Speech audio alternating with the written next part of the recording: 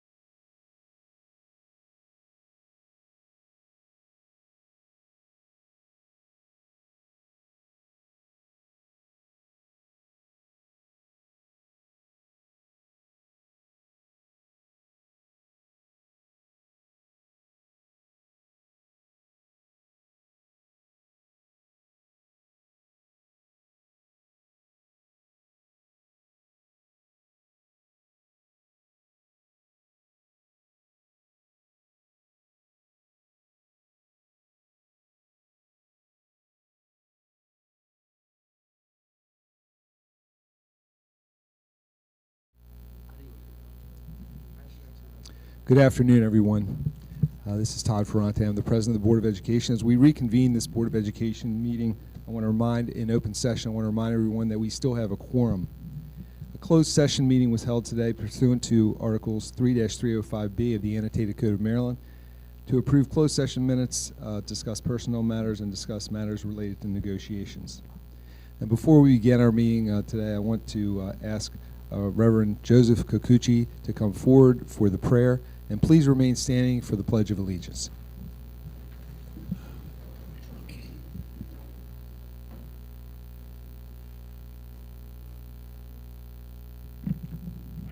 Good afternoon, everybody. Take a moment of quiet. We bow our heads. We remember that we're in the presence of God who calls us into being and who loves us right now exactly as we are.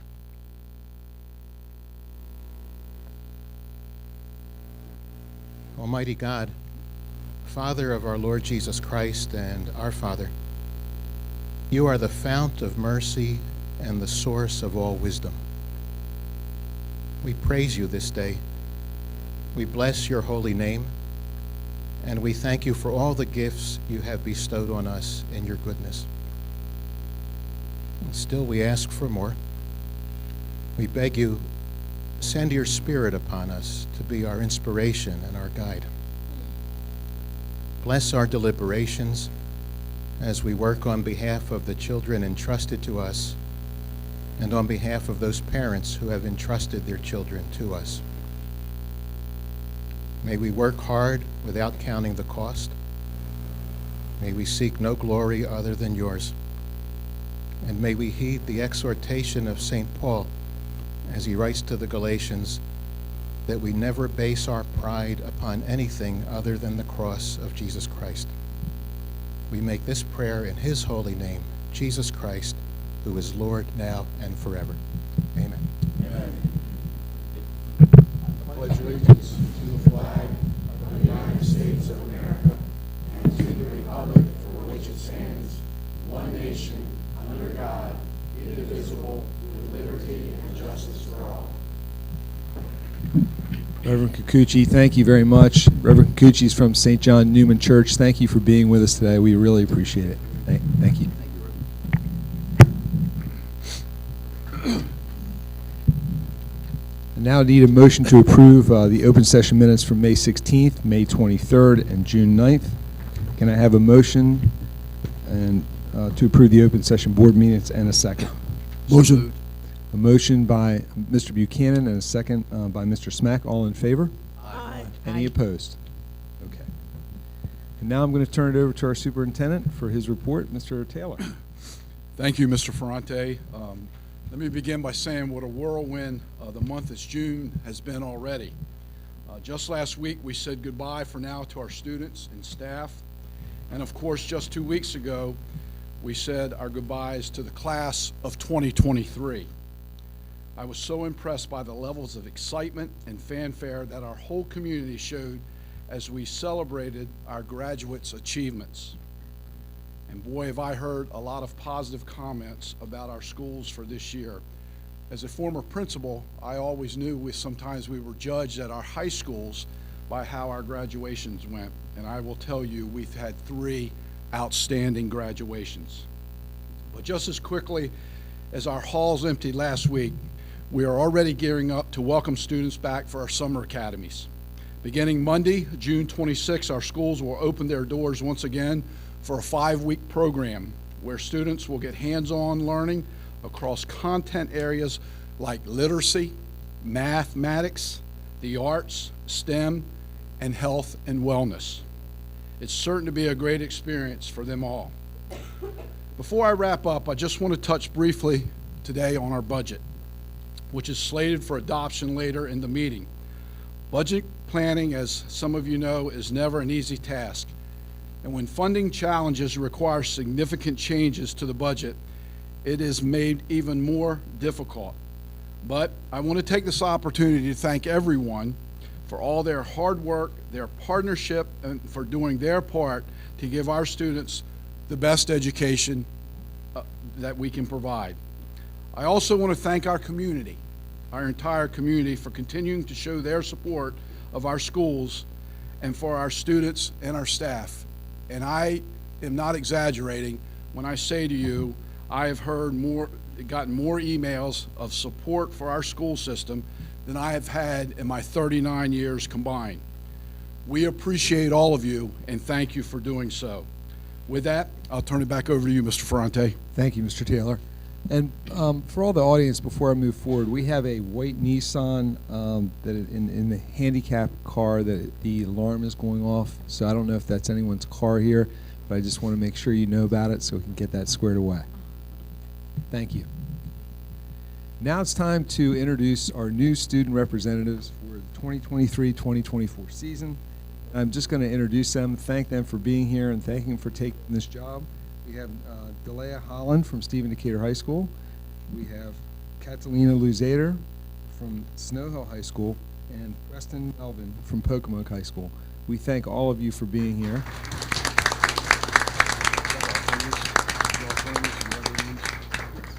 Yeah, I did. And so today, I think you guys are going to be with us for the next year, and we look forward to all of your reports and look forward to hearing from you. And this morning, I believe that we're going to begin with Delea from Stephen Decatur High School. So thank you again.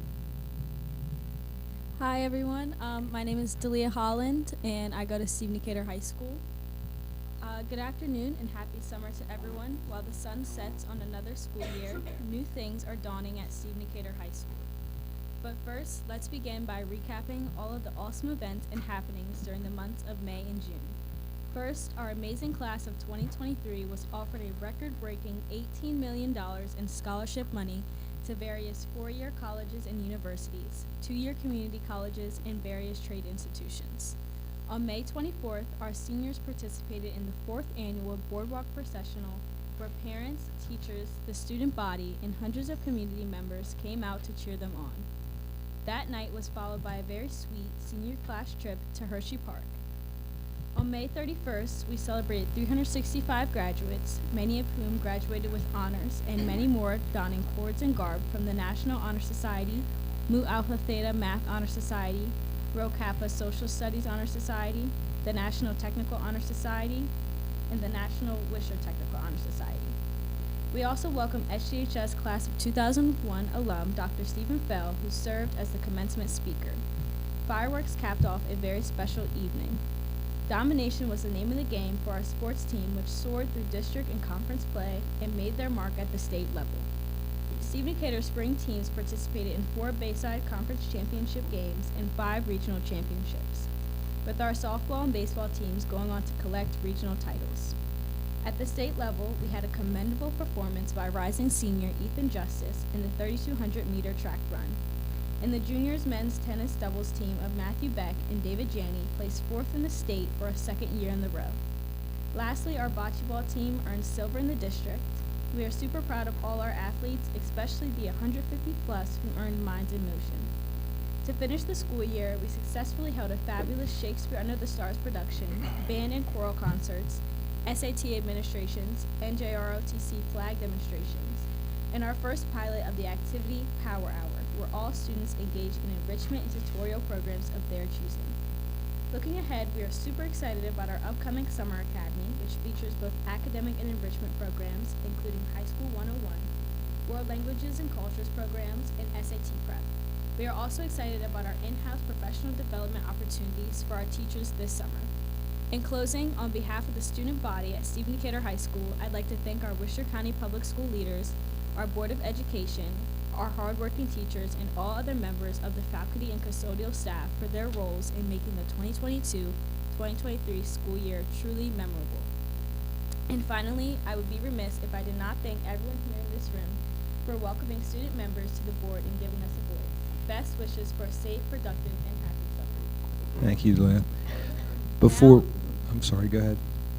Now I'll be reading the Worcester Tech But board notes. before you go forward, can you pull the mic up? You have to speak into it, so we have a live stream. I want to make sure everybody can hear. Thank you. We'll give you a new mic. Now I will be reading the Worcester Tech board notes. It is hard to believe that another school year has finished. Our custodial and staffs are already stripping and waxing floors for the flood of events and meetings that happen in our building each summer. This week, we have 2 groups of students traveling to compete in nationals. Our Skills USA group is in Atlanta, Georgia, and our HOSA team is in Dallas, Texas, competing against the best students in the country. We wish them both good luck. In July, we once again have our STAT camp. This year's offerings include makeup artistry, carpentry, culinary, biomed, laser cutting, and 3D printing. We will have 2 sessions, with the first one having over 60 students participating. Last week, we said goodbye to 2 veteran staff members, Mr. Adkins in Electrical Wing and Mrs. Brittingham in English.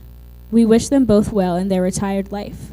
Lastly, we'd like to thank the Board of Education for all of the support that you continue to give not only Worcester Tech, but all the students in schools in our country, in our county. Our school system is the best. Now I'll be passing it on from Catalina from Snow Hill High School. Thank you, Dalia.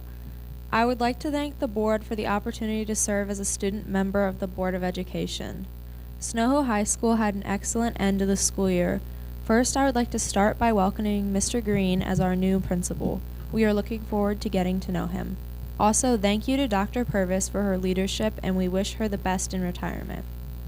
Next, we would like to congratulate the 91 students in the class of 2023 on their graduation and the impressive $3.03 million in scholarships awarded. Thank you to the board for funding such a special graduation ceremony. We also like to commend all of our scholars for excelling academically. 61% of our students earned either honor roll or distinguished honor roll for quarter 4. Additionally, we held 3 events for the end of the school year. On June 5th, our school supported the Worcester County Law Enforcement Officers Torch Run. Students cheered on the runners as they raised awareness and funding for the Special Olympics. On June 6th, our underclassmen were provided an amazing opportunity to learn about different career paths and gain valuable insight during our Futures Fair from over 25 professionals from the Snow Hill and surrounding communities. Students used bingo cards to gather information about various careers. On June 9th, our PBIS sponsored a beach cleanup day at Assateague for students as a community service project. Also, in preparation for the 2023-2024 school year, on June 8th, 31 freshman-focused mentors participated in a training to equip them with necessary skills to effectively guide and support incoming freshmen. Overall, we had a remarkable school year and are already looking forward to soaring even higher as we finalize grades, begin to generate student schedules, and organize activities for the upcoming school year. Additionally, we are looking forward to Summer Academy. We have math and English tutoring every morning along with multiple enrichment programs. These programs include basketball skills camp, band camp, JROCT, STEM camp, rising educators, as well as health, wellness, and fitness activities. We are expecting around 50 participants in Summer Academy, and out of those 50 participants, more than 30 are incoming freshmen. Additionally, our environmental science outdoor learning program will continue this year with field trips scheduled throughout the Delmarva Peninsula for students to explore science in our backyard. We look forward to a great summer here at Snow Hill High School. On behalf of Snow Hill High, I would like to wish everyone a restful summer. Now here's Treston for Pocomoke High's report. Thank you, Catalina. My name is Treston Melvin. I'm from Pocomoke High School, and I'm the student board representative. I'm beyond ecstatic to sit before you this afternoon. We, as Pocomoke High, are so proud of the graduating class of 2023. Pocomoke students and staff are extremely grateful for all the family, for all the family and community support of all senior events during the end of May. Intent Night was a celebration of not only each senior's post-secondary endeavor, but of the staff that inspired and motivated each one along the way. Graduation was nothing short of spectacular as this amazing class accepted their diplomas. As the 22 to 23 school year ended, it was a time of reflection. We celebrated rising test scores, rising GPAs, high attendance, and continued progress closing opportunity gaps in English and math. Our graduation rate remains one of the highest in the state, with 61% of graduates enrolled in college, 25% enrolled in trade school or are career-bound, and 14% going into the military to serve our country. While every year poses unique opportunities as well as challenges, each year also teaches students and staff life lessons about perseverance, resilience, relationship building, and the incredible value of extending kindness and grace to one another. Currently, Summer Academy registrations are being finalized. The Summer Academy offers many opportunities. For example, we are offering courses for our future teachers in our Race to Teach program, as well as multiple offerings in all content areas. We will be taking weekly field trips that will include tours of colleges and universities. The Pocomoke Boys and Girls Club will be meeting each day at Pocomoke High School from 3 to 7 p.m. This growing community program, designed for students in 7th to 12th, has made it to year 2. Our partnership with the Governor's Office and the nationally renowned Baltimore Boys and Girls Club has been a wonderful addition to our community.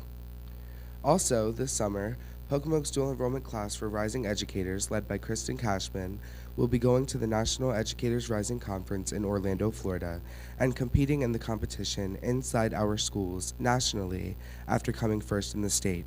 We wish them safe travels. Pocomoke High School students and staff are grateful for the continued support for our Board of Education and executive team, and I would like to thank everyone in this room for the continuous support of students, lifting our voices and putting us in the spotlight. The next generations to come are in good hands. And now back to Mr. Ferrante. Thank you, Tristan. First of all, I'd just like to thank Elia, Catalina, and Tristan for taking on the responsibility of reporting from your schools. We look forward to working with you this season and throughout the school year. And I want to ask Ms. Steers, it's no less important, we have 3 alternates that are sitting in front of, and I would like Ms. Steers to introduce our alternates.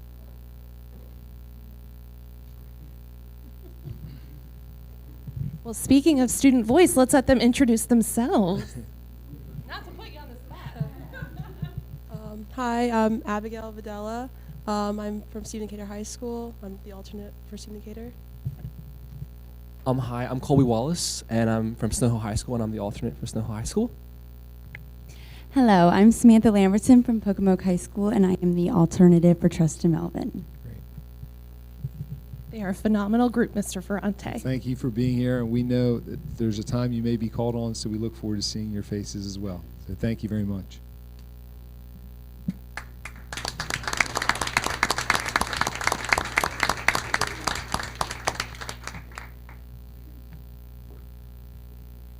Now it's time to recognize members joining us today from the following organizations. Do we have anyone present from the WCTA? I see Beth out there. Good afternoon, Beth. How are you? Anyone from the WCESPA? Ivory, nice to see you. Worcester County Retired School Personnel. Hello, Helen. And representatives from various schools, SciEx, PTAs. Okay. Thank you all for being here. Now we have some community recognition for the Joshua M. Friedman Foundation. And the presenter is Ms. Tamara Mills. Ms. Mills, if you'll come up. Mr. Front, if you don't mind, as Tamara's coming forward, I think it's also an honor today to have the longest-serving Board of Education member in Worcester County present with us, I think for the first time since she retired. So I'm going to put her on the spot. She may get me later, but that's okay. Sarah, welcome, and thank you for being here today. Thank you, Sarah.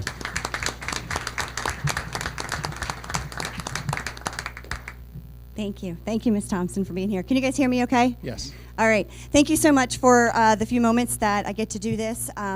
Living in a rural area, as you know, sometimes it's over a 2-hour drive to many large cultural venues, Baltimore, Philly. We're fortunate to have things like our Worcester Education Foundation to provide us cultural experiences like Chamber by the Sea. But today I also want to recognize an organization that has done some amazing things with our school system this year and in years prior. The Joshua M. Freeman Foundation, and some of you know it as being connected with the Freeman Arts Pavilion, where we've had some amazing entertainment coming in the last couple of years.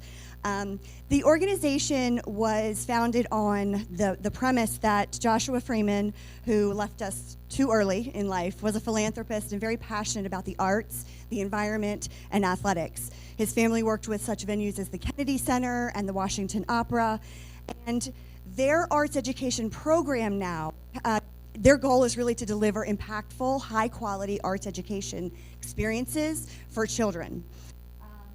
Their programs are amazing. I've done a lot of assemblies and field trips and things in the years that I've been doing this, but rarely do they come with student engagement materials, curriculum alignment, survey and feedback to be able to gauge the performance. It's just really comprehensive and high quality. Some of the things that they have done just this year, in one school year, they've provided us with some teacher assessment professional development, a civil rights and anti-bullying program called Hip Hop Fundamentals, a teaching artist, a percussionist who comes and talks about music history and student self-awareness. It's called The Uncle Devin Show. Sonia de los Santos, who is an authentic Mexican performer, and came and did an assembly at Buckingham for all of our children, but also really highlighting our ELs. And 4 of our elementary schools were just able to go to the Magic School Bus on stage, which is a science integrated performance. All of our second grade teachers in the county got free tickets to Trombone Shorty. He's a jazz performer, but also that book is part of our second grade literacy curriculum. And they also sent 20 families that are in poverty to that show that evening. So really amazing stuff. Dr. Paul Tooker is the arts education coordinator. Come on up. I'd also like to welcome Lindsay Richard, who is the community engagement director, and Patty Grimes, the executive director. We really thank you for all that you've done this year. So we are awarding them with an outstanding community partner recognition, and we're grateful for all that you've done.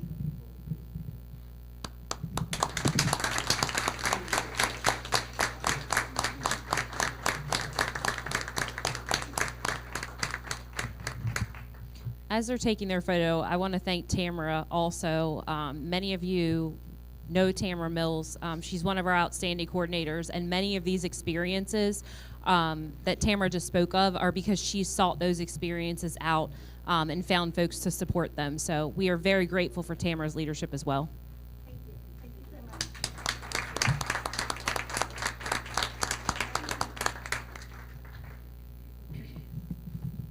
And while we're transitioning, be sure to check out some of their summer shows, because there's some amazing talent coming to just less than an hour away from us.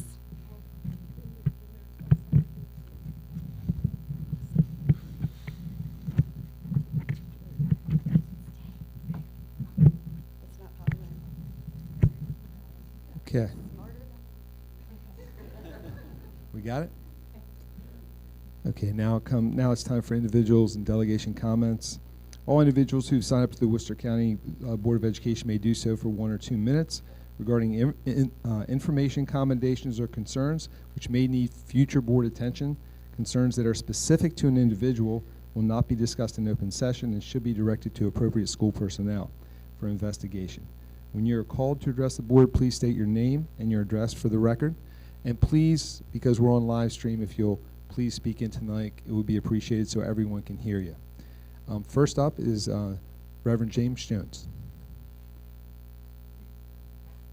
Good evening. I had not signed up to speak. Okay. I had your name here. I was just signing my name in. Well, it's nice to see you, Reverend Jones. Thank you for being here. Okay, next is Paitlin Tyre.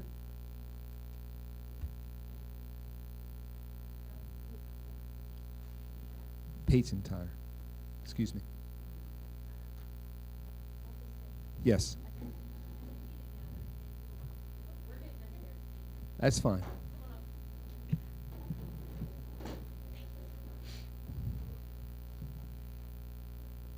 Hi. Hi. My Good name is afternoon. Peyton Tyre, and I'm here today in behalf of the Stephen Decatur girls varsity basketball team in support of my coach. Finding out I was on varsity was the highlight of my freshman year. It was exciting and scary at the same time. As a freshman on varsity, my coach made my experience feel like I was more a part of a family than just a basketball team. Coach cared about us not only on a basketball court but outside of it. He put so much effort into making sure we were all okay individually and as a team. If something was wrong with the team, he made sure that we all talked about it together and solved the problem. I find it to be my duty to stand up for him just based on everything he has done for me. He has made me a better basketball player and most importantly a better person. This is just sad and devastating that the person my teammates and I have grown to trust is being ripped away, potentially tearing the team family that we have developed apart. I believe that we all need a clear understanding of why we don't have our coach anymore. And What's your name? yeah, we just need you to state your name for the record and address, please. Hello, my name is Mackenzie Purnell. I'm also here for the coach. And she was next. That's fine. Okay. Walking into my first year of high school and finding out that I was a freshman on varsity was so exciting but so scary. Not believing in myself and having that confidence that all the other players had was my biggest struggle. But throughout the season, I was reminded how successful I am and could be from my teammates, but mostly my coach. Coach was such an understanding coach. He always was quick to take other people's feelings into consideration and understood his players inside and outside of the uniforms. Everything he did was out of love for the players and game. I believe coach is the coach I need by my side during a game when I'm tired or ready to give up after I made a bad shot or bad play. This is so sad that someone who believed in me from the beginning and pushed me so hard to become a better player is gone. Please take this letter into consideration. Coach has made a big impact on me and my team and how we view the game. He's such a great coach and a person. I hope y'all can see that the same. Thank you. Thank you. And is this Madison? She's just up here. Okay. All right. Thank you, ladies. Thank you, Appreciate ladies. it. Thank you. Next up is Mr. Tom Hamill. Dr. Tom Hamill.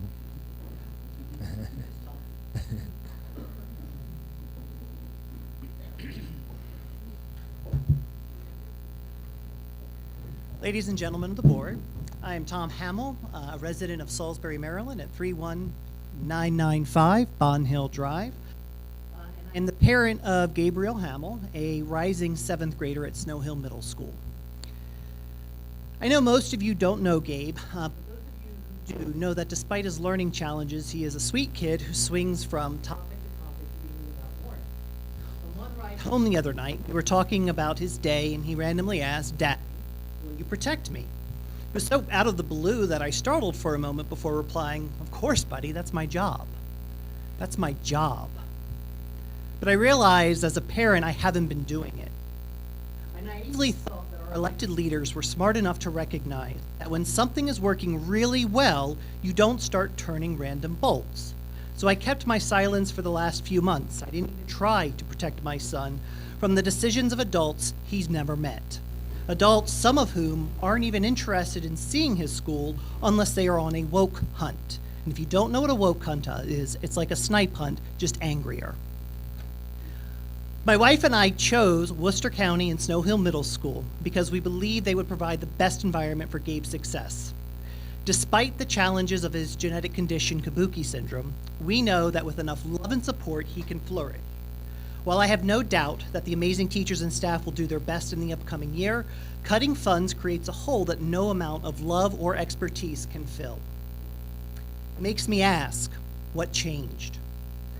During a recent meeting with the county commissioners, I was astonished to hear two of them cite one of our Board of Education members to justify their decision not to fund our budget. Instead of passionately advocating for our schools and students, the board member seems more interested in providing political cover for the commissioners' inaction. It is baffling that anyone would serve a school system that they so clearly dislike. And let us not entertain the naive assumption that cutting administrative expenses alone can solve a deficit of $4.5 million.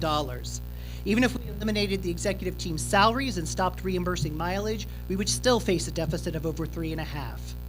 The solution lies in fully funding our budget without sacrificing services for our children or fair compensation for our teachers and staff.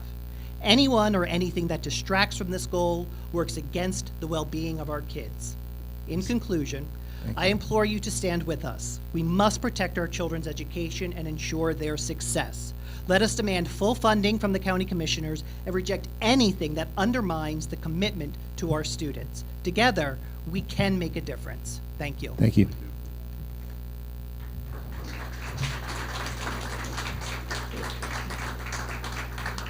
Next up to speak is Madison Knight. Hello. Good afternoon. Please speak right into the mic for us. Thank you. Good afternoon. My name is Madison Knight, and I'm a proud graduate of Pocomoke High School. I am now attending college in Frederick, Maryland, pursuing a degree in English secondary education. My educators at Pocomoke High School did not stop their support once I graduated. I still have many former educators and administrators asking me how I'm doing and how they can aid me. One such person is our wonderful principal, Jennifer Rain, who I will be working alongside this summer to create programs to continue supporting Pocomoke graduates as they attend college. Within Pocomoke High School, students are allowed to be themselves within a safe environment. There is a stellar amount of academic achievement, athletic excellence, and artistic masterpieces. Families come out to the basketball games to see their students play hard on the court or even their instruments in the stands for pet band. The clubs hosted during Year 60 allow for students to be involved in extracurriculars without having to work around work schedules after school. We have an array of advanced placement classes where students can earn college credit before even deciding where they wish to attend. Because of Pocomoke schools, I finished my first academic year of college on the Dean's List, both semesters with a 4.0 GPA and 46 credits completed. I am in the honors program and on the dance ensemble. Pocomoke prepared me for what college would bring. I had both time and stress management strategies. My professors said my writing was above what they were used to for a first-year student, and were shocked when I told them just how small the school I came from was. This is the impact of our Worcester County schools. Pocomoke High School is constantly pushing out new initiatives in order to make students feel safe and able to reach their full potential. This could not be done without the support of the Board of Education, and we thank you sincerely for it. Even with a cut budget in the coming year, I know Pocomoke High School will continue to make every effort to keep supporting their students to the best of their abilities. Thank you for allowing me to speak today, and thank you for supporting our schools. Please know that all of us in the community extend our gratitude. Thank you.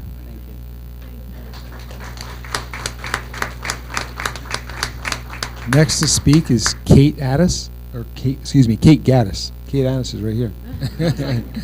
Kate Gaddis. How are you, Kate? Trust me, it was confusing to me when I started seeing the signs around, too. I got lots of phone calls. Oh, good afternoon. My name is Kate Gaddis. I do live in Berlin, Maryland. And after reading all of the negative news and attacks towards the Worcester County school system, I felt compelled to come speak today. I'm the parent of 3 children and have had at least one in the school system for the past 22 years. I can't believe it myself. My oldest, Jake, is a graduate of Virginia Tech. My second child, Alex, graduated from Salisbury University last month.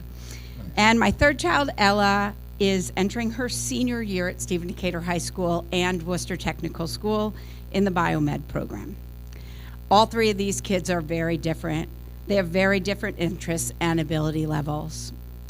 I've seen my children grow from the solid foundation laid for them at Buckingham Elementary School through BIS and Stephen Decatur Middle to the final years at Stephen Decatur High School and Worcester Technical School. I have nothing but positive things to say about this school system. The dedicated individuals, I'm trying not to get choked up, the dedicated individuals who have cared about my children, taught my children, assisted my children, even fed my children. They've drove my children to be the best they can be, and they have protected my children. There's just too many of them to name. We're blessed to live in a county where our teachers love our children as if they're their own. I'm not sure why the school system is under such scrutiny right now.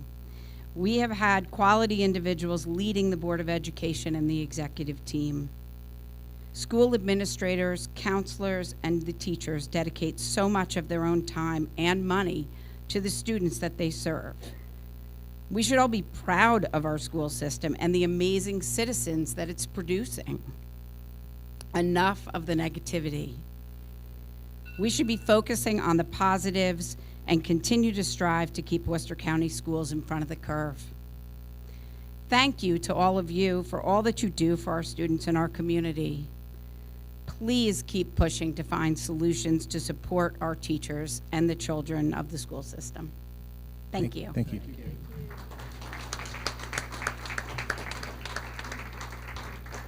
Pat Barbley.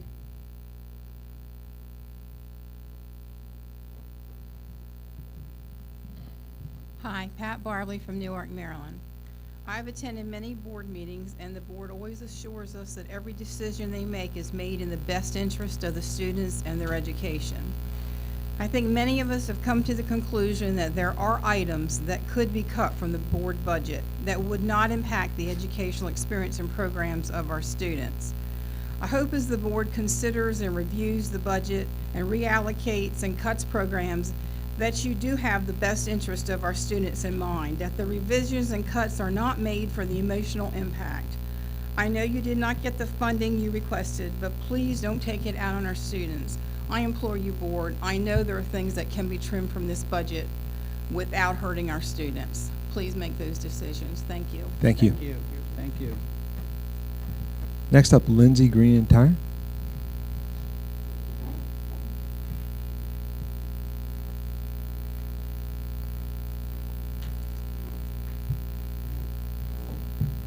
Hello, my friends. I generally come here to talk and remind you to do what's best for your students, and today is no different. It's very sad that the lies spread throughout the community have ended in giving power to people who do not have our best interest at heart, taking our funds and directly harming most of our kids. Hopefully we will make better choices as voters next time. That being said, my daughter, who was just up here speaking not too long ago, Peyton Tyre, is currently at Stephen Decatur High School. She and her team have been blessed to have Aaron Wyatt as their assistant coach, acting as head coach the entire time. The relationships built there are strong. They have learned a great deal about life and basketball skills, and they were given this opportunity because that coach has the experience and the mindset that Stephen Decatur has not had prior. We are very blessed to have a local leader who has played professional sports, who has experiences and provides our girls with a different element that they weren't able to get before. Unfortunately, it appears like there's some what I would consider unethical choices being made, and Aaron, who was under the impression he was going to be the head coach, was recently told on the very last day of school that was not the case, leaving a group of young ladies who are both stars on and off that court devastated, as this is the person that they trust and have built a relationship with. This is the person who has got them out of their comfort zone. As an educator myself, I know, and you know, relationships are the #1 factor in your success. If a student or a child trusts you, they are going to do whatever you want them to do. As a data-driven county, Worcester County should be looking at the seasons. The 2 seasons with Coach Wyatt at the helm are the most successful seasons Stephen Decatur girls basketball has had. I will be happy to share that in an email with you, as I did with the administration at Decatur. Taking away what these girls trust and who they have developed with, and somebody else who resembles them, because we are lacking in diversity and inclusion, unfortunately, and we have allowed a certain group of people to come in here every single month and make that not a priority. But just as this is our representation, right? They are all different, correct? They deserve to see themselves. They deserve representation on our staff. Taking away another black man as representation of our community in our schools is not acceptable. And a quick response, there are plenty of coaches in our county that do not work for the schools. I've also listed those. I hope that we continue to focus on our babies and fix this choice. Thank Okay? you. Thank you. Thank you. Samantha Miskey. I hope I pronounced your name correctly.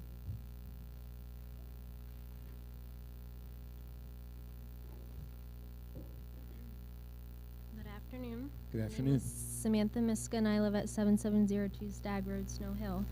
I have lived my entire life in Snow Hill and am a product of the Worcester County Public School System. Both of my children attend Snow Hill Elementary. My youngest just finished pre-K4, and this past year was her first year attending. As with multiple kids, we as parents learn that no two kids are the same. At the start of her school year last year, I quickly learned that she was not as accepting of her new routine as her older sister had been. In fact, she didn't like change at all. Change causes her a lot of anxiety, which leads to meltdowns and obsessions. I quickly found myself in an uncharted area of parenting. As most parents want only the best for their children, I began searching for answers on how to help her. After doing research on my own, I reached out to Mrs. Cray and Mr. Record. She was quickly set up with a social worker. We changed how we did things at home, and I was in contact with Mr. Record a lot. If we were having a bad morning, all I had to do was send a text, and he would check on her for me. Her teacher, Mrs. Ewer, also quickly learned her quirks and made sure she always knew the class schedule. I am happy to report that both of my kids ended the school year great, but without resources or outreach programs for children with all kinds of needs, parents would not strive to move to this county for this specific school district. As a nurse of 13 years working on the shore, quality medical care can be hard to come by, making patients travel across the bridge, many of which do not have the means to do so.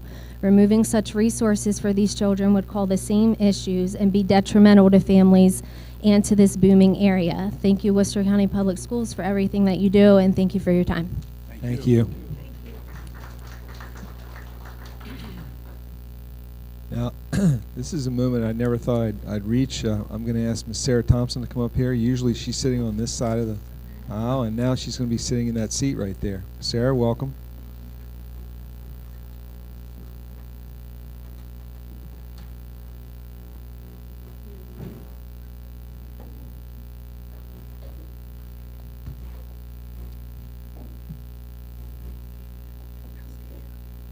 I hope you can hear me, but Yeah. since I've Just pull that sick mic, with pull that mic close to you. I can't hear you.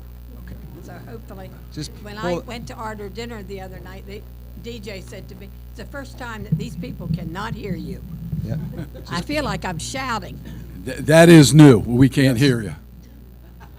Good afternoon. My name is Sarah Thompson. I reside on North Main Street in Berlin.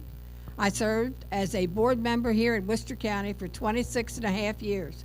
Over the years, I witnessed many changes in leadership and differing leadership styles from board members, superintendents, and staff. However, over the past 6 months, I have felt exceedingly troubled and even angry at times. As a board member, it is my duty to make decisions that were in the best interest of students, as well as acting within my bounds of responsibility as a board member. This was challenging at times, and I often looked to those with more experience than myself when faced with questions or problems that I did not know how to solve. Some of the best advice I received and learned was as follows. Always seek first to understand. Ask questions without accusations and in the right places. Board meetings are not a show. We are not here to perform for constituents. Board members are here to serve. Second, put the first things first, the students. Their well-being must be our first concern, and over time, some of the basic needs must come from reading, language arts, and mathematics, because when students' needs aren't met, they can't learn. As board members, we must be fair and honest, have integrity, and most importantly, act with human dignity.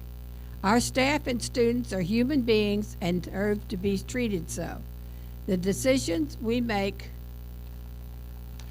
impact our students' lives forever. No ego, no need to write, or no self-promoting platform is worth coming before the most important decisions we are responsible to make. We have always said we are here to serve students and to make them first.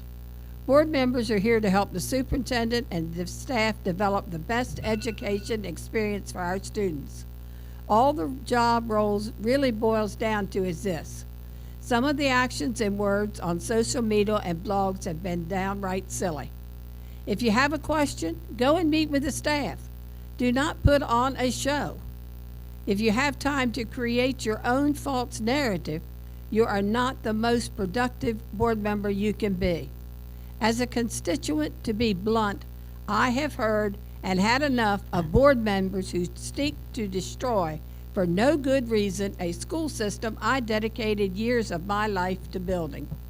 We have plenty of areas where we can improve, and we should, but I believe in building on strength, and this is not a task some board members seem to be embracing. If you have a concern, ask questions in the correct professional forum, and if you're concerned with the answer, bring it to the public. Assuming good intentions is a practice that goes back to biblical times. See the woman at the well story. Let us give our superintendent and staff that same respect. Thank you. Thank you.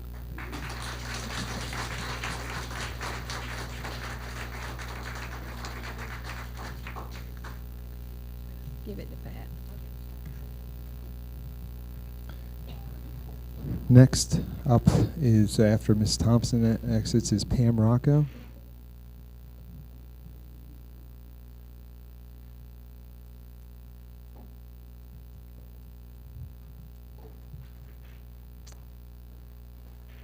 Good afternoon.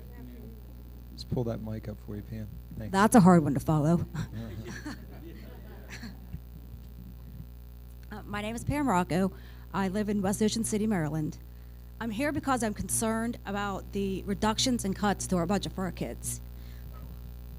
Take your time. Huh? I will.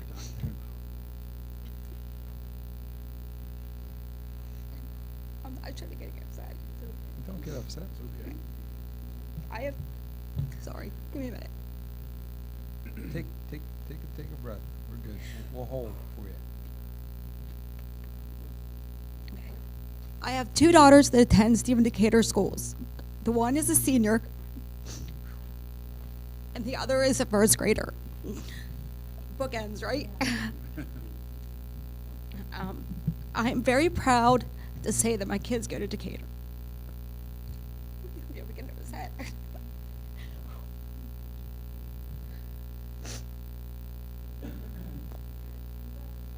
I know. Sorry. Okay, Kayla has been at Stephen Decatur since pre-K. She has thrived at this school, thrived. I'm so proud to tell my friends, families, and people everywhere else that my kids go to Decatur. We are blue ribbon schools and provide a vast education for each child. I feel that all children go through these schools, whether they are special needs, they're smart, have the opportunity to thrive. The schools accommodate all levels of development, and the loss and reduction of any of these programs is going to be a detriment to our schools. We should be looking on how to add and support our kids more than take things away. We will never remain a blue ribbon school if we go in the wrong direction. We've got to continue to do this, guys. I've had the pleasure of seeing Kayla thrive during her tenure in our schools. She's a straight A student. She's not gotten one B in the high school. She attends Tech Biomed. She's a member of 4 honor societies, secretary of her senior class, member of the book club. She's a tutor for AP. She's a captain of her soccer team both her junior and senior years, and has taken many AP classes. She's doing dual enrollment next year and will graduate with almost a full year of college credits. I truly believe Kayla would not have been as successful if she attended any other schools in this area. The resources, teachers, and support of this community is what allowed Kayla to reach her full potential. Kayla has had the privilege of having amazing teachers that have supported her and taught her so much. I'm so thankful for the commitment of these teachers from Ocean City Elementary the whole way up. I tell you all this about Kayla because she's not a unicorn. She's not the only kid in Decatur doing this. There are so many kids in her class that thrive on being excellent. It is cool to be smart. It is cool to be in sports. It is cool to get the presidential award every year for all of those things. I tell you this, many families, as you know, move to the school district because we are excellent. They move here from Salisbury and Cambridge because they want their children to get the best public education they can on the shore. People ask me often, why don't you send your kid to private school? I'm like, why? I was like, our public schools are better than our private schools. They have more things, they offer more resources, and they have a better culture. Our schools will lose the desire for people to move here if we continue to take these resources. We need to keep the programs, we need to keep the extras. We need to be Decatur. We have that. We need to keep our teachers and students to remain the best in our Eastern Shore. We need to make sure that we are paying our teachers so we can retain our current teachers, and we can also continue to be competitive recruiting the new teachers coming down the line. Our schools are only as good as our teachers. Can I ask you to wrap it up for me? Yeah. Sorry, there's That's 2 fine. minutes. I understand that the budget has not been approved to the full amount that was requested. I don't know the full details on this. However, I hope the board and the commissioners can come to a compromise for the good of the students and for the teachers. I must also add that, Lou, you talked about the graduations. We got to keep it outside. We got to do what we can do. Again, sorry for losing my cool here, but you know what? We are a strong, resilient community. We are big enough to be the best. However, we are small enough to be unique and prevail when things are tough. This community always comes together to support each other, and I don't see how this is any different. Thank you for allowing me to speak.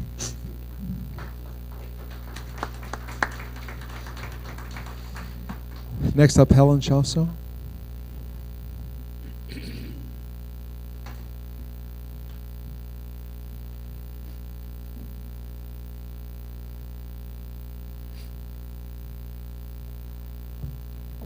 Good afternoon. Good afternoon. Hi, my name is Helen Schofstall. I live in Salisbury, but I consider Snow Hill my home because I serviced the students and families in Snow Hill for 43 years as a teacher at Snow Hill High School.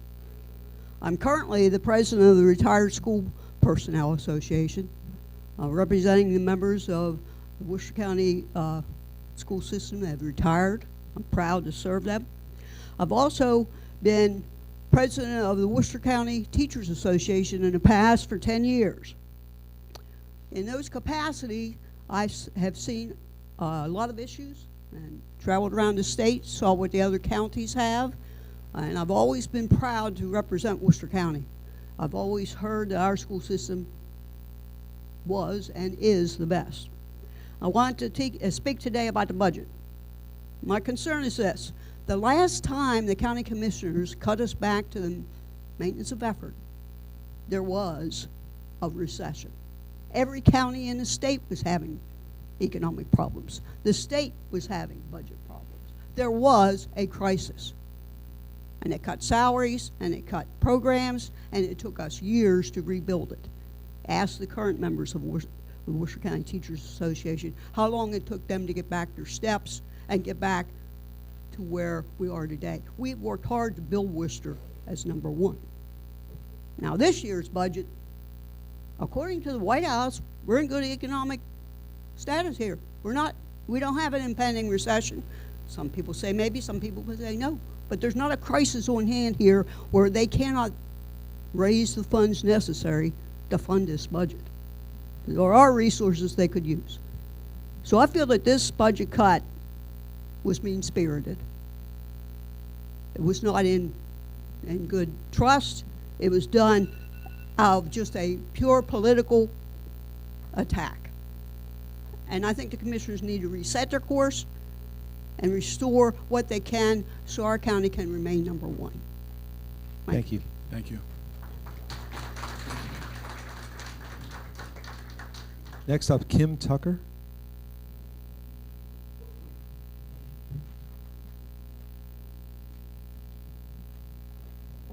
Good afternoon, everyone. Can everyone hear me okay? Yes. I did not plan on speaking today. I also, an error, signed that paper just like this gentleman did back here. But I am not scared. So I just, I'm here today in support of a lot of families that are here for their daughters that play basketball or are getting ready to play basketball for Stephen Decatur High School. They are devastated that a man that they've been playing for, that they've been trained by for so many years, is no longer their coach. And I guess everyone is looking for some transparency and accountability as to why that he is no longer the coach. Now, let me just preface by saying I don't have a daughter that plays for Stephen Decatur basketball. I do have a son that plays for Stephen Decatur. I feel somewhat qualified to make statements on behalf of Coach Aaron Wyatt's character because he has trained my son for so many years. Coach Wyatt played basketball professionally overseas for so many years. So I'm having a hard time understanding what happened and as to why he'll no longer be leading these girls, because Aaron has such great connections with them. He has trained them, he has worked with recruiters. These are girls that, you know, could potentially have a future in basketball, okay?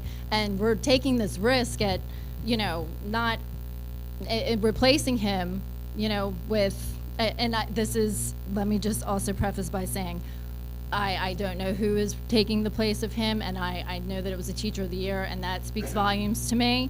However, I am very familiar with Coach Wyatt's credentials. So, but I just, you know, felt the need that I had to say something on behalf of these families. Ding ding, I'm out. That's no problem. But I just, you know, I hope that from hearing these young ladies speak today, that you look a little deeper into this for us, and I hope that you look a little deeper into the basketball program at Stephen Decatur.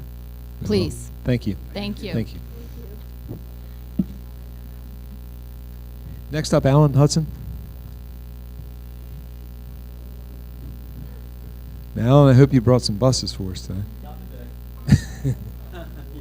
They're at home. We can't afford to drive them right now.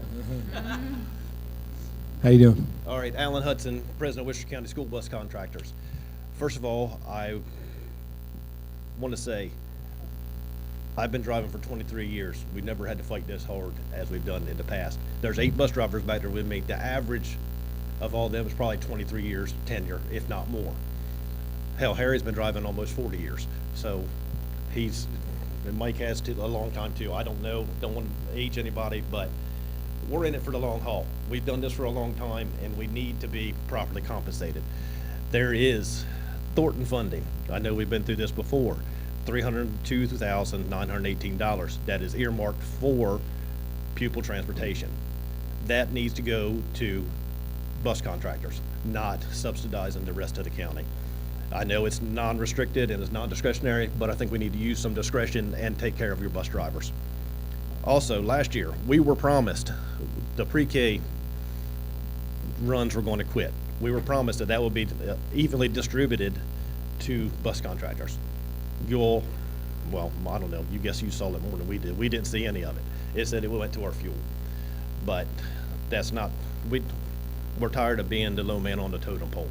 Also, our fuel formula, we've been through this before. When it goes under the amount that money comes back, we are not making our contracted rate. And if we don't make our contracted rate, the way I understand things, that's a breach of contract. So maybe we need to look into that again and see where things need to go. Also, I'd never come to many contractor or Board of Education meetings. Every time I come in here, everybody recognizes teachers, retired teachers, everybody. Again, low man on the totem pole, bus drivers never get mentioned. If it wasn't for us, the teachers, everybody couldn't do their job. And our number one job is to drive these buses and maintain them in a safe manner to get children to and from school safely. Thank you. Thank you. Next speaker is Gwen Lehman.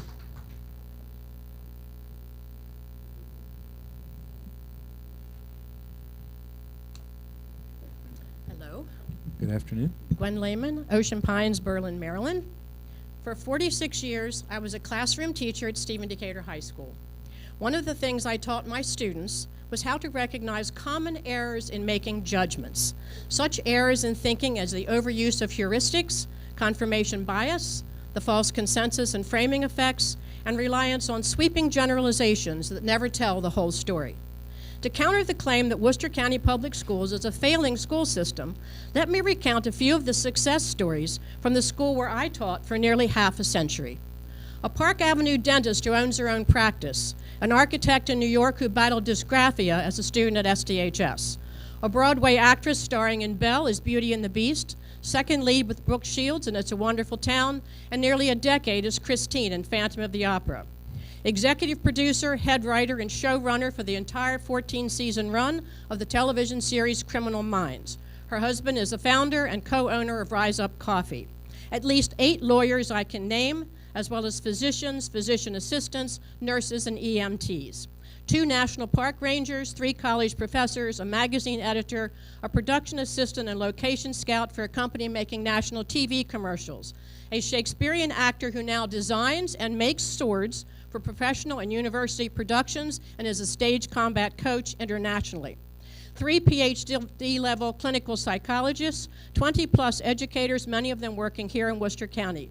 4 business owners in Berlin, 3 of them women. High-level employees with the Harrison Group, business owners in Ocean City and West Ocean City, including restaurateurs, a jeweler, and a florist.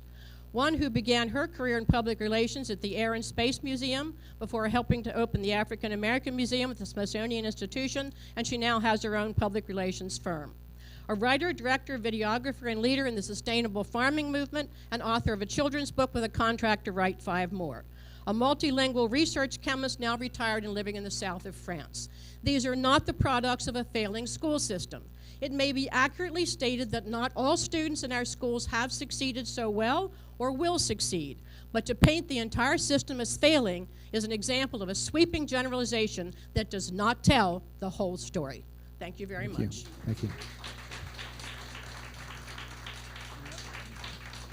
Okay. Thank you. And our last speaker is Tara Luzader.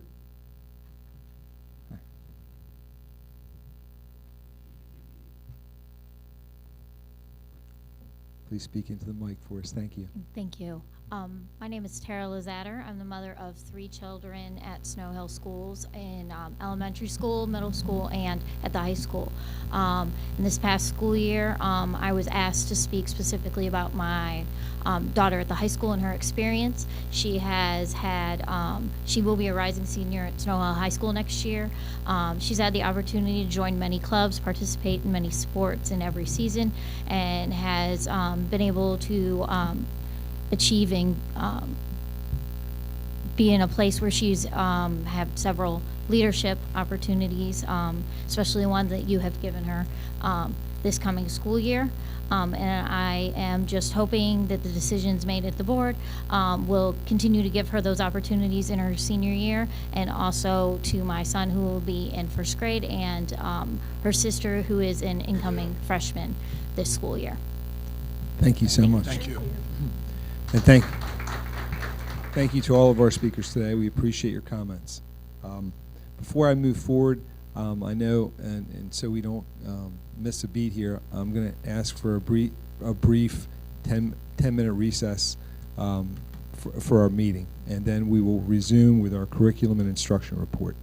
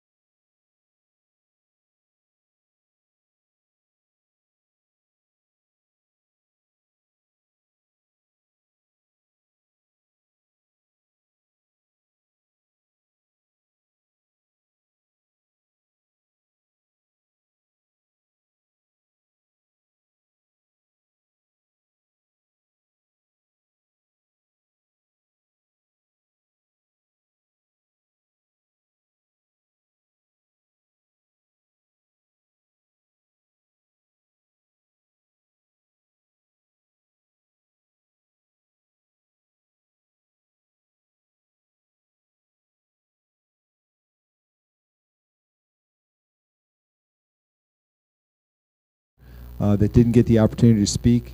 So when I get everybody seated here, I'm going to ask Maya Gardner to come up.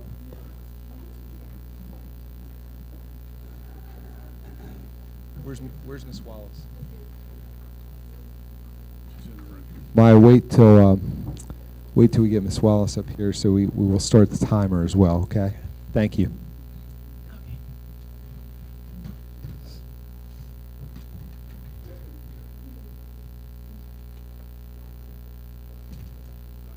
Dr. Wallace? We have one more speaker, Dr. Wallace, so I'll need you as the timer.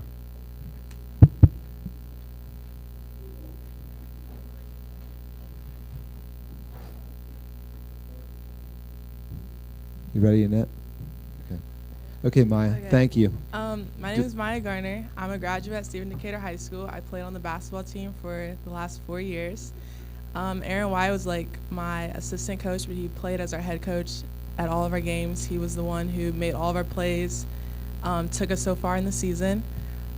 He puts a lot of time in all of his girls. We train during the summer. He takes time from his daily job to come after school for 3 hours and work with all of our girls to help us with our skill level. He has helped me with the opportunity to go to school for 4 years to play basketball. He's been in contact with coaches all around the country, and he's able to get in contact with them. He helps me to choose a school, and he helps girls from other schools that go to Delaware. That's just his character. He's helped a lot of girls get into college, and he helps his girls with everything, and he's just very yeah. That's fine. I wasn't expecting to speak today, so That's it was okay. off the- We're glad you did. Thank you. Thank you so much. Thank you so much.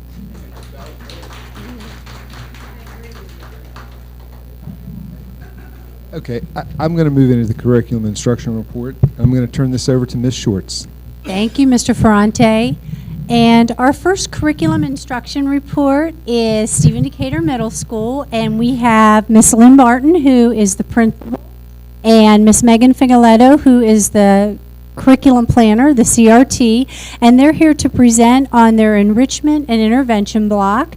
And this is something new to Stephen Decatur Middle School, something that actually is new to our middle schools. We've always done an intervention enrichment block in schools, but coming out of COVID, it was something that we discussed with our intermediate and middle schools around developing a time where we could both enrich and do interventions, very systematic interventions with our kids that need it, specifically around the area of reading. And I was very pleased to see that Stephen Decatur Middle School chose this opportunity to highlight their interventions and in reading and the success that they're finding at their school. So with that, I'm going to turn it over to Ms. Barton and Megan and have them come on up and share. And I know that today Teresa Torpy was supposed to be with us, but she couldn't be. So we just thank you in advance for sharing your highlights. This is Yep, you should be ready to go. all right. I guess I'm addressing the board. Thank you very much for having us today. We appreciate it. I do want to say when we talk about interventions and we talk about enrichment, we've always had enrichment, we've always had interventions.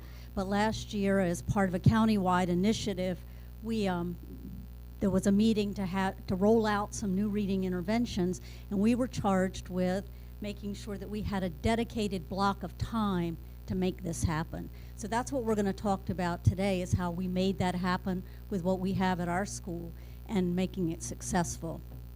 So we went back to school and said, how can we make this happen at Stephen Decatur with the staff that we have, with the space that we have, with the programs we already have in place, with the master schedule we already have in place. So we went back and said, at first, here's our vision. At Stephen Decatur Middle, our vision is to create a block of time each day when all students will experience a high-quality, research-based literacy, enrichment, or intervention that matches their needs. So we went from there. We worked out some guiding questions for ourselves, and Megan's going to address those with you, and then we'll keep moving through what our process was and what it looks like now. Good afternoon.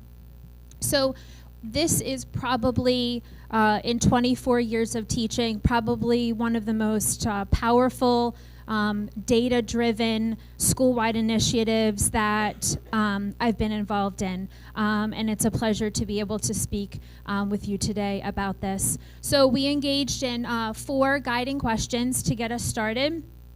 What are research-based strategies that we know that other middle schools are using with success? What are the implications for the master schedule? What programs, resources, and particularly professional learning will we need? And where are we going to house the additional classes? Please keep in mind that at the beginning of this process, we were pre our addition opening at Stephen Decatur Middle School. So we looked at research-based practices. We looked to assign students to specific intervention groups based on data. We were prepared to use high-quality research-based instructional materials. We wanted to ensure that our interventions were delivered using highly trained teachers. Our goal was to provide the smallest group settings to the students that were reading furthest from grade level, our most vulnerable readers in the school, and to constantly monitor the progress that our students were having so that we could ensure that the students were placed in the intervention that was giving them exactly what they needed at that particular point in the school year. So one of the big things for us also was to look at the schedule. Our schedule is, everybody's are, it's not just us, are tight. So what were we going to do? We have equal time allocated for all 4 of our academics. So we made a decision to shave 12 minutes off of each of the academics to create this block. But then we had to get creative with how is it going to go in the schedule, because you only have so much personnel. I only have so many people to teach these reading interventions, and we have 700 students and lots of need. So it's staggered throughout the day, so each hallway has a block at the same amount of time, but a different block during the day, so that those intervention teachers are spread throughout the day and can maximize we get the most from them all day long. So that it was shaving the 12 minutes, and then it was staggering the schedule throughout the day so that they taught throughout the day, and each hallway had a different time for their enrichment intervention block. So just a little bit about the reading interventions that we offer our students. Just a really quick idea behind, because you're going to hear me talk occasionally about tiers. So our students, based on reading abilities and strengths, are placed into tiers. And so our tier 3 students are the students who are reading 2 or more grade levels below. And as I stated before, I use the term vulnerable. They are our most vulnerable readers in the building. And then we have tier 2 students who are reading 1 grade level below. We have tier 1 students who are reading on or above grade level. So the suite of interventions that we can offer our students in tier 3 particularly, we have Wilson reading system. We have a program called Just Words. And we have a program called 100 Book Challenge. And the teachers that teach those reading interventions are highly qualified reading interventionists that have gone through extensive training in those 3 different reading intervention systems. We also have an intervention that we use for our tier 2 students called Achieve 3000. That intervention is taught by our reading teachers, again, with extensive professional development in that area. We have our tier 1 students who we are still looking to grow. Our tier 1 students are students who are on or above grade level, but still are looking to grow and get better. So those students are rostered into what we call a RISE class. Those RISE classes are taught by our science and social studies teachers, and those courses take a literacy-based content form where, science teachers, you read like a scientist. In social studies, our students read like historians. And so students are receiving instruction in those particular contents, but with a literacy focus. We also have our GT students that we are also looking to grow. And so we have a reading program for those students called Phoenix, which has a writing and speaking focus.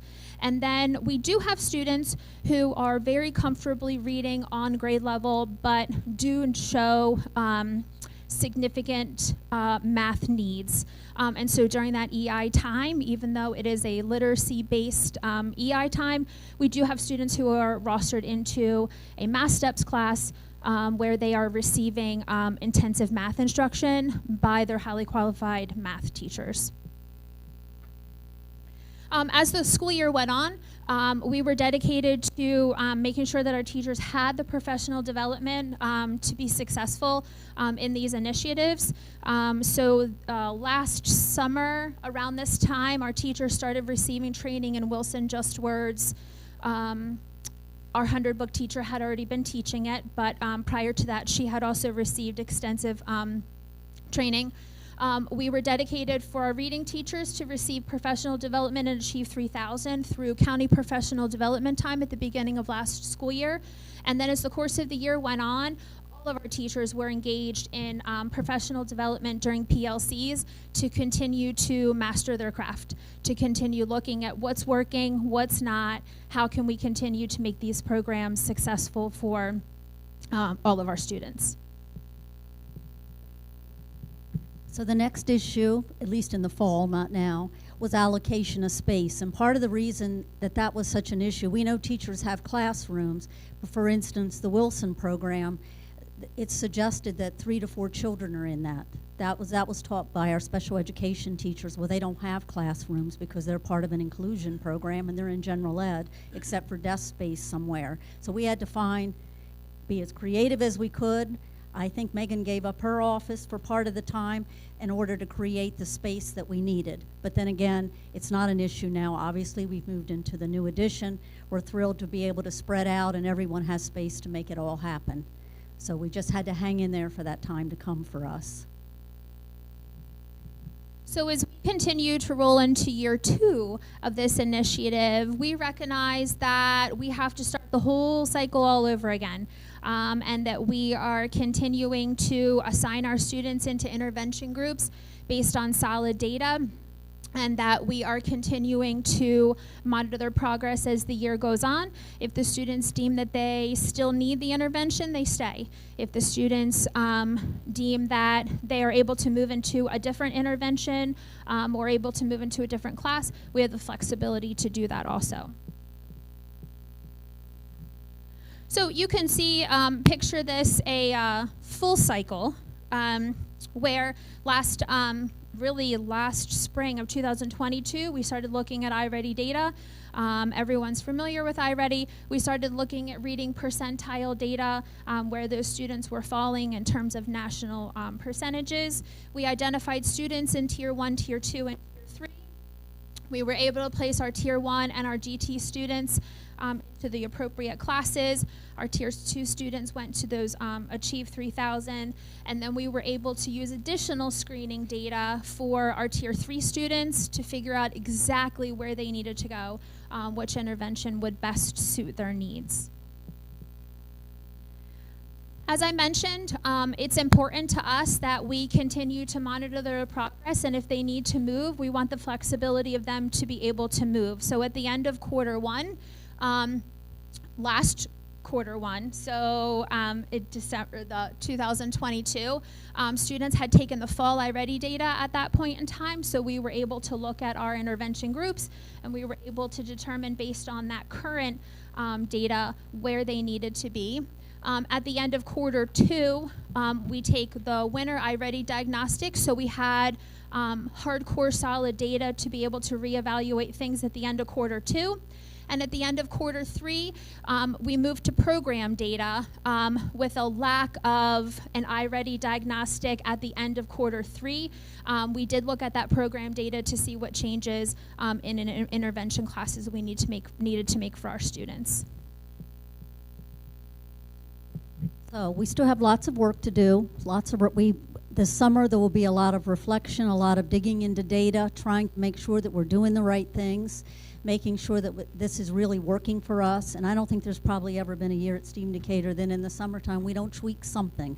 So we know that this gets tweaked once we dig. We hope we get some MCAP data this summer to take a look at. We will definitely be digging more into the iReady, and we're going to keep moving forward with that. And keeping with the flexible grouping is huge, because I think that's where we saw, without getting into numbers today, that we saw student buy-in because they knew that with their hard work they could move. They knew that. They started to own their own data probably for the first time. That they knew that just because they were in a certain program in September didn't mean they needed to be there in May. They knew by their hard work they could move, and lots of them did at those quarterly reviews. So we're going to keep working on this. We feel good about the first year, and we know we still have room to grow, and we'll keep making those tweaks. Thank you. And does anyone have any questions of us? Dr. Andes? Congratulations. This is an absolutely wonderful program. And I was heartened to hear flexible grouping. As a person who, we didn't have middle school when I went to school. We had something called junior high school. And once you were tracked, that was it. And so I was tracked into the turtle reading group. I don't know why I was in the turtle reading group, but I was in the turtle reading group. And once you're in the turtle reading group, you never get to the jackrabbit reading group. And so I'm very heartened to hear that there's flexible grouping, that if a student works hard, they have ownership of their own data, and they have an opportunity at some point in time to move into a different reading group, tier 2, tier 3 to tier 2, tier 2 to tier 1, so forth and so on. And that's critically important, because spending 3 years of junior high school in the turtle reading group, believe me, it's not fun. Thank you. Mr. Buchanan? No? Good. Anyone else would like to comment? Thank you for bringing this. It's really, it's great that the students have the opportunity to grow and mature and grow into another, as he said, get out of the turtle reading group and into something that's more achievable for them. So we thank you for what you're doing, and we appreciate your presentation today. Thank you so much. And before, Gordy, I'm sorry, Mr. Gordy. Just quickly, I think it's worth noting that some turtles do really well. yes. Yes. And before Dr. Wallace goes on with our second presentation, I would just like to thank Stephen Decatur Middle. Those of you who are in schools know the last thing you want to hear from anyone is you need to change your master schedule. And that's what we said to Stephen Decatur Middle, and that's a hard thing for any school principal and staff to hear. And they did that, and they made it work. And I know that they still have tweaking that they want to do, but we're very heartened to hear that it made a difference this year, and that it was a good change, and that you're going to continue to reflect. And we do appreciate that. And thank you for your presentation. We do appreciate it. Dr. Wallace? Good afternoon. Thank you, Ms. Shorts. I am going to welcome Ms. Belinda Goulias and Ms. Cindy Cook, who is a welcome and wonderful addition to our staff. She brings lots of different experiences to this position that fit really, really well. And so before they start their presentation, as they're sort of queuing it up, take your time, Ms. Goulias. It's not a rush. I'm a teacher. So I just want to share that Ms. Cook's position is funded through some of our concentration of poverty money. So one of those requirements is that we have community school liaisons and folks who are our community school folks who are helping provide all the wraparound services that our students need.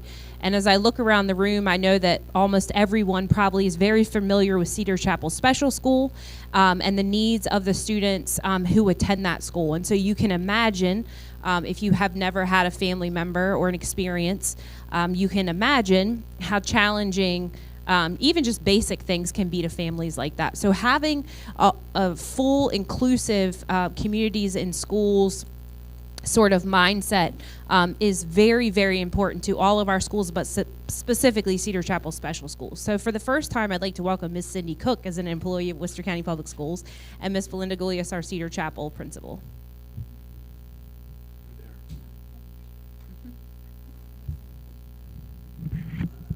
Good afternoon. Thank you so much, Dr. Wallace. You stole all my information about Miss Cindy, so thank you very much. I appreciate it. So today we're going to talk about communities and schools, the Cedar Chapel Special School version of that. But first, let me maybe I'm just having technology issues today. So first, I want to tell you just a very quick story. Some of you have heard this story before, and it really articulates how this program connects to what we're doing in schools. So imagine, if you will, for a moment, that you're getting ready to plan this big trip that you're going to take.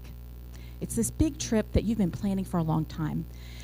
You've read books, you have learned a new language, and let's say you're going to Italy. You're on your way and you're thinking about all the things that you're going to go visit and all the things that you're going to do. You've planned all of this out. The day comes to travel. You get all of your bags and you get packed in, and you're on your way to travel. And then you go check in and they tell you where you need to go. And you're on your way to this big trip that you've planned for a really, really long time. So you get on your trip, you're moving along, and then the flight attendant comes on and says, "Welcome to Holland." And you're wondering, wait a minute, I signed up to go to Italy. That's what I planned on. That's what I've looked forward to. That's the place that I want to go. But yet now I'm in Holland. So Holland isn't a bad place. It actually has beautiful tulips and all kinds of beautiful things to see. However, it's not the place that I want it to be. So this is a story that was prepared by a family who encountered disability. And the family came up with this story in order to articulate what it's like to plan your life this way, but for it to be very, very different, and what that looks like, and what it really looks like in being in Holland. That Holland's still a beautiful place, it's just very different. So we have to go get we have to learn a new language, we have to get new clothes, we have to get new travel books, we have to get new things in order to navigate that new place that we're going to be.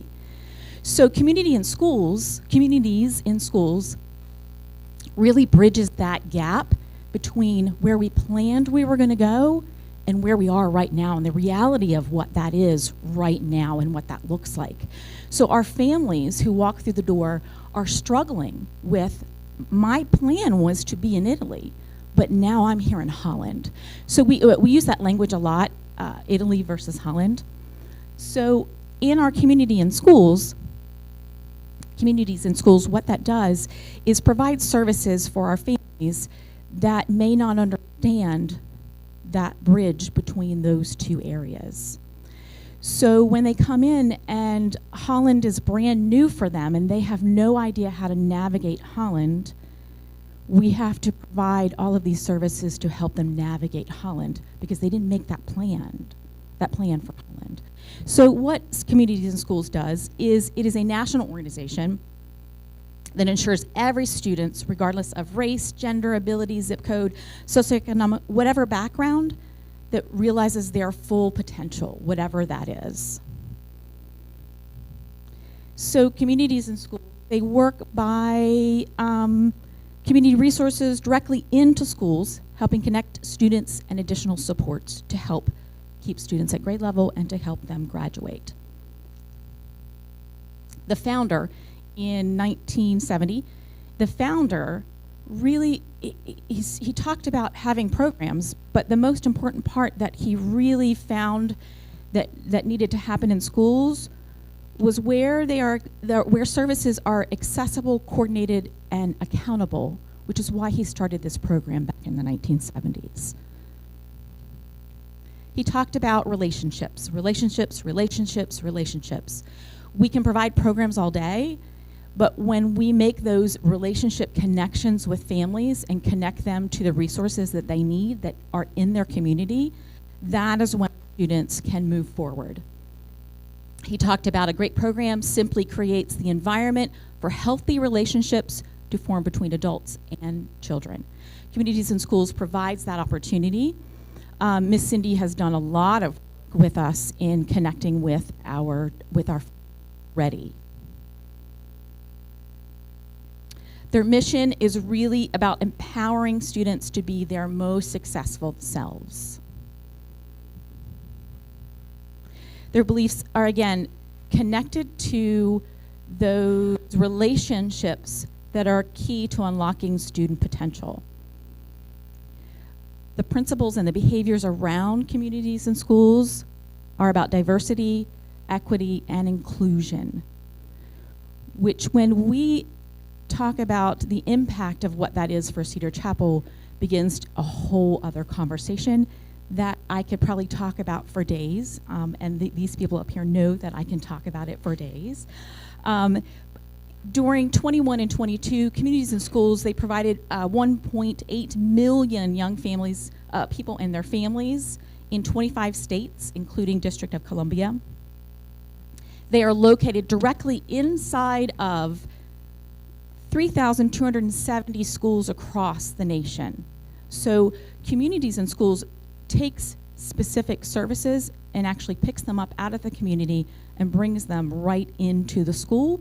So there's no transportation issue, there's no disconnect, there's no communication issue. They are part of the community.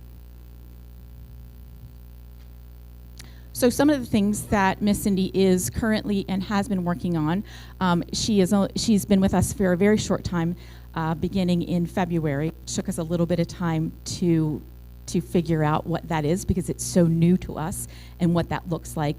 It's services that our teachers and our staff, the custodian, the bus drivers, the bus aides, everyone has been attempting to try to make those connections with our families as much as we can in order to provide those services.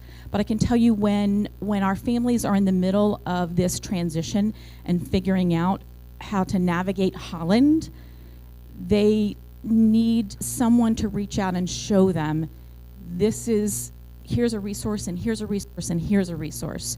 They don't know what the resource is. They don't know what to ask. They don't know where to go.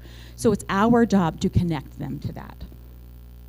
Some of what has been happening at school is we have made specific connections and access to developmental disabilities administration. If you've ever filled out an application for DDA, I can tell you it's going to take you a really long time because there's a lot of detail. Ms. Cindy actually sits with families and goes through the DDA applications step by step with them in order for parents to understand the bigger picture of this group can provide all kinds of resources for your family. We have had, thanks to Ms. Cindy locating for us, some music therapy sessions weekly for our students who have benefited tremendously from the impact of that happening during their educational, their academic day, providing some music therapy to connect with that. She's also provided one-on-one sessions with families, followed by any kind of wraparound services needed. Now, Ms. Cindy has an entire list over here of all the things that she has done, and I can tell you that wraparound list is pretty extensive. She comes to us with all kinds of experience from the Cricket Center, so she's able to use that background knowledge and provide us those very one-on-one services with our families. Another part that we struggled with in the past, we've tried, and has not been very successful, but Miss Cindy has hit the ground running with weekend meal bags, which has made a huge difference. We actually say to us, oh, well, we don't need that. And our response to that was, then please go find a family that will use those supplies, and we will keep sending those unless you tell us that absolutely not. So we keep sending those, so we're hoping that we make an impact even further. She's actually made home visits as well. So families that struggle with trying to figure out what kind of therapies or services that their child might need in order to support them, sometimes sitting down and having those one-on-one conversations that is outside of school is absolutely productive because now we can meet families where they are. We're also working on student communication training, which we will start in the fall. We've come up with a format in the spring, and we will start in the fall working on those more deep communication connections with our families. So when we're at school, sometimes you can walk into our classrooms and students will have not one iPad, but 2 iPads. And you think, oh my goodness, how is that possible? What do they need 2 iPads for? Very simply, one is used for their academic work. The other one is dedicated to communication, and in fact is locked into their communication system, so that they're able to use their communication at any time.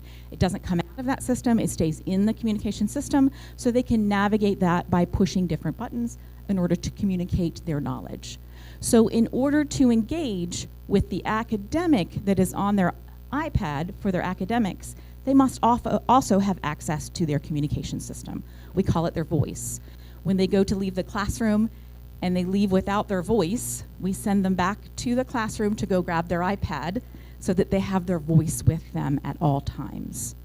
So in order to connect families with that at a deeper level so that they are doing the same kinds of communication activities that we are doing at school, it's really important that we make it very personal for families and possibly even do some additional training with them one-on-one so that they can get used to using the device as much as we use it at school.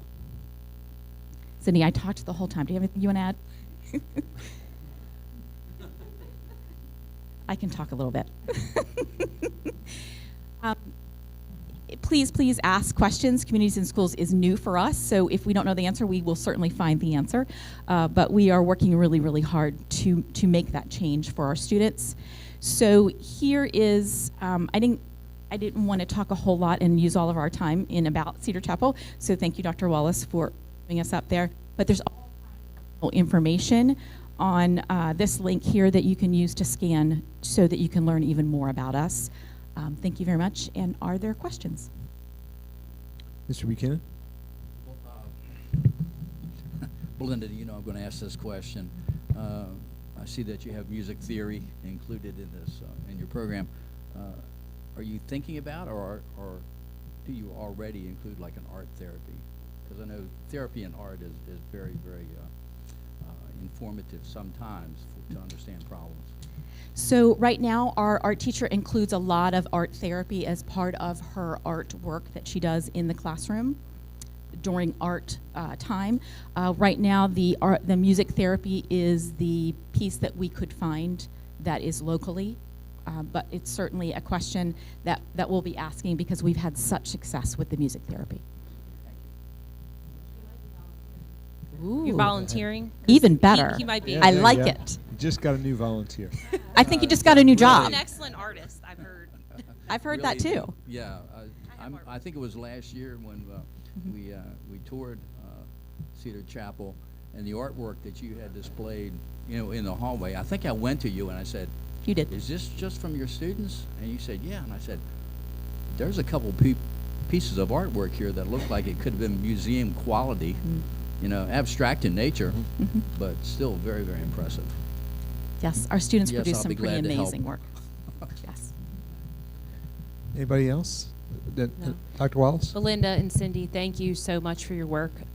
Thank you for taking us to Holland with you and your families. I know there are several families here who went to Holland and are living in Holland, and it's a wonderful place. And please know that we see you and those families, and we're very proud of your students that have gone through Worcester County Public Schools. And we, again, from the bottom of our hearts, appreciate the work that Cedar Chapel and all of our schools do with our students who are exceptional. So Thank you so much. Thank Appreciate you. it. Thank you very much.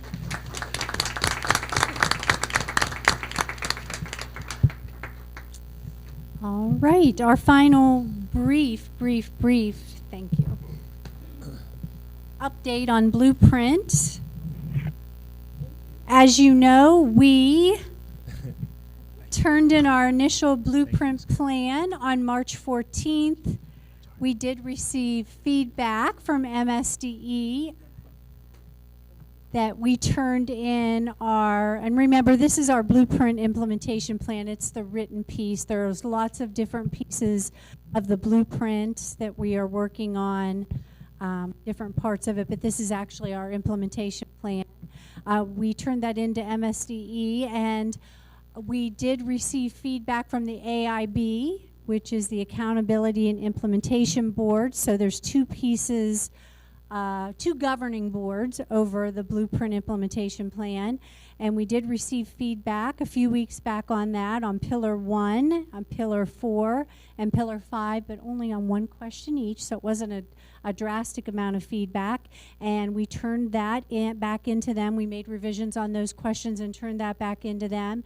And we were informed that we'll know on Tuesday, June 27th, whether or not we are going to receive additional feedback on those 3 questions or whether those revisions have been accepted.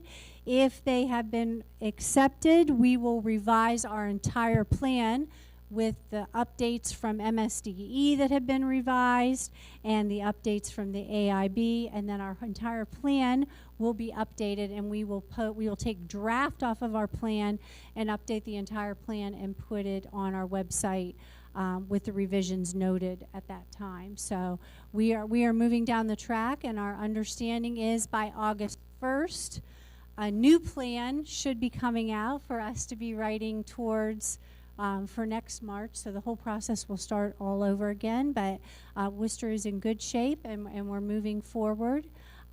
So that concludes my blueprint update, which also concludes our curriculum update. So back to you, Mr. Ferrante. Thank you, Ms. Shorts, and I'll turn it over to Mr. Taylor for comment. I just want to remind the board that most school systems has a blueprint coordinator, a special designee was hired, and I want to thank Dee. Dee, we didn't hire a position for that, and I want to thank Ms. Shorts for taking on that dual role, because it is a tremendous amount of work that she has to keep her eyes and hands and ears on and work. And also that we have 5 leads. Yes, we do. 5 leads with our blueprint, and each of the assistant soups, Dr. App, Dr. Wallace, Mr. Tolbert, and Ms. Shorts also takes one of the lead roles, as well as the overseer, and Lauren Williams, who watches the 5 pillars of the Maryland blueprint as we move that forward. So I just want to keep the board informed about that situation. It's a tremendous amount of work. And thank you, Ms. Shorts. Thank you, Dick. Appreciate that. Okay, now moving on to administrative operations, I'll turn it over to Dr. App for our personnel exhibit. Thank you, Mr. Ferrante. Before you, I have your personnel exhibit for this month. Retirements, we have Michael Day, head custodian, Stephen Decatur Middle School. Resignations, we have Catherine Van Bruggen, teacher, Shall Elementary School. Kristen Cutter, teacher, Snow Hill Elementary School. Dietrich Downing, educational assistant, Snow Hill High School. Robert Garrigan, teacher, Stephen Decatur Middle School. Cameron McCabe, teacher, Pocomoke Middle School. And Danielle Tingle, teacher, Cedar Chapel Special School. New hires, Carla Bonilla, teacher, Pocomoke Elementary School. Juliana Farino, teacher, Pocomoke Elementary School. Brielle Hilbert, career coach, Central Office. Michelle Hubert, teacher, Cedar Chapel Special School. Samuel Hudson, educational assistant, 101, Snow Hill Middle School. Angel McKinney, educational assistant, Snow Hill High School. Abigail Mack, teacher, Pocomoke Elementary School. Mackenzie Mitchell, teacher, Pocomoke Elementary School. Emily Montgomery, teacher, Shall Elementary School. Joni Queer, educational assistant, Shall Elementary School. Jasmine Richardson, educational assistant, Pocomoke Elementary School.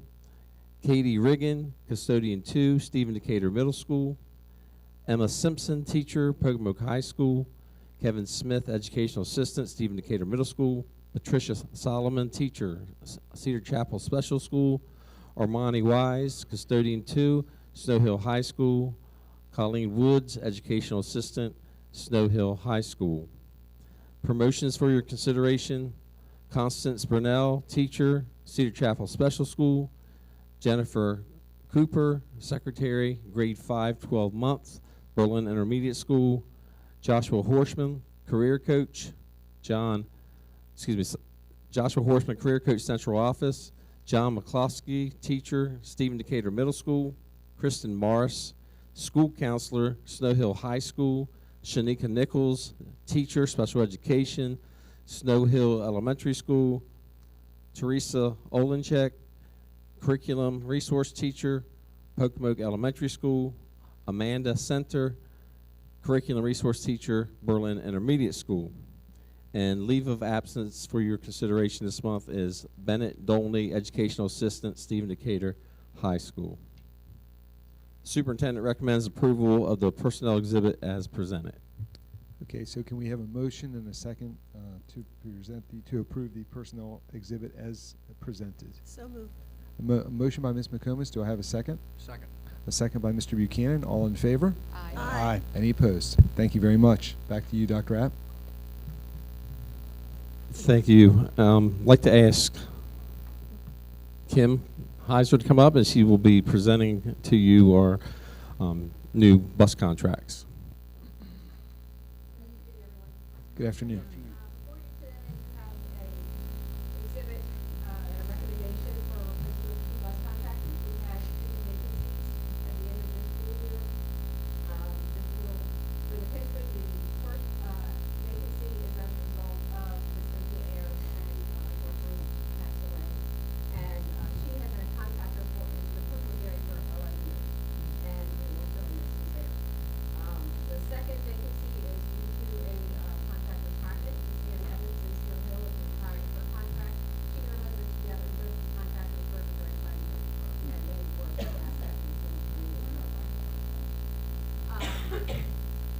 Kim, can you speak into the mic? I don't think they can hear you. Yeah. Is it Yeah. on? Is the button up? Should be up. Is it on? Yeah. Okay, You got sorry. real close to it. Okay. As a result of these vacancies, a selection committee was put together to fill those vacancies. Myself, the school vehicle driver instructor, Ms. Hudson, and a school administrator served on that panel. As a result of that process, Mr. Kevin Purnell is being recommended to serve as a bus contractor in the Pocomoke area, and Mr. Michael Bradford is being recommended to serve as a contractor in the Snow Hill area. It is my pleasure to bring before you this exhibit and a recommendation for replacement as presented. The superintendent recommends it for approval for Yes. replacement. So can I have a motion and a second to approve the bus contractor replacement exhibit as presented? Motion. Motion by Mr. Smack, Second. a second by Ms. McComas. All in favor? Aye. Any opposed? Thank you, Ms. Heiser. Thank you. Appreciate it.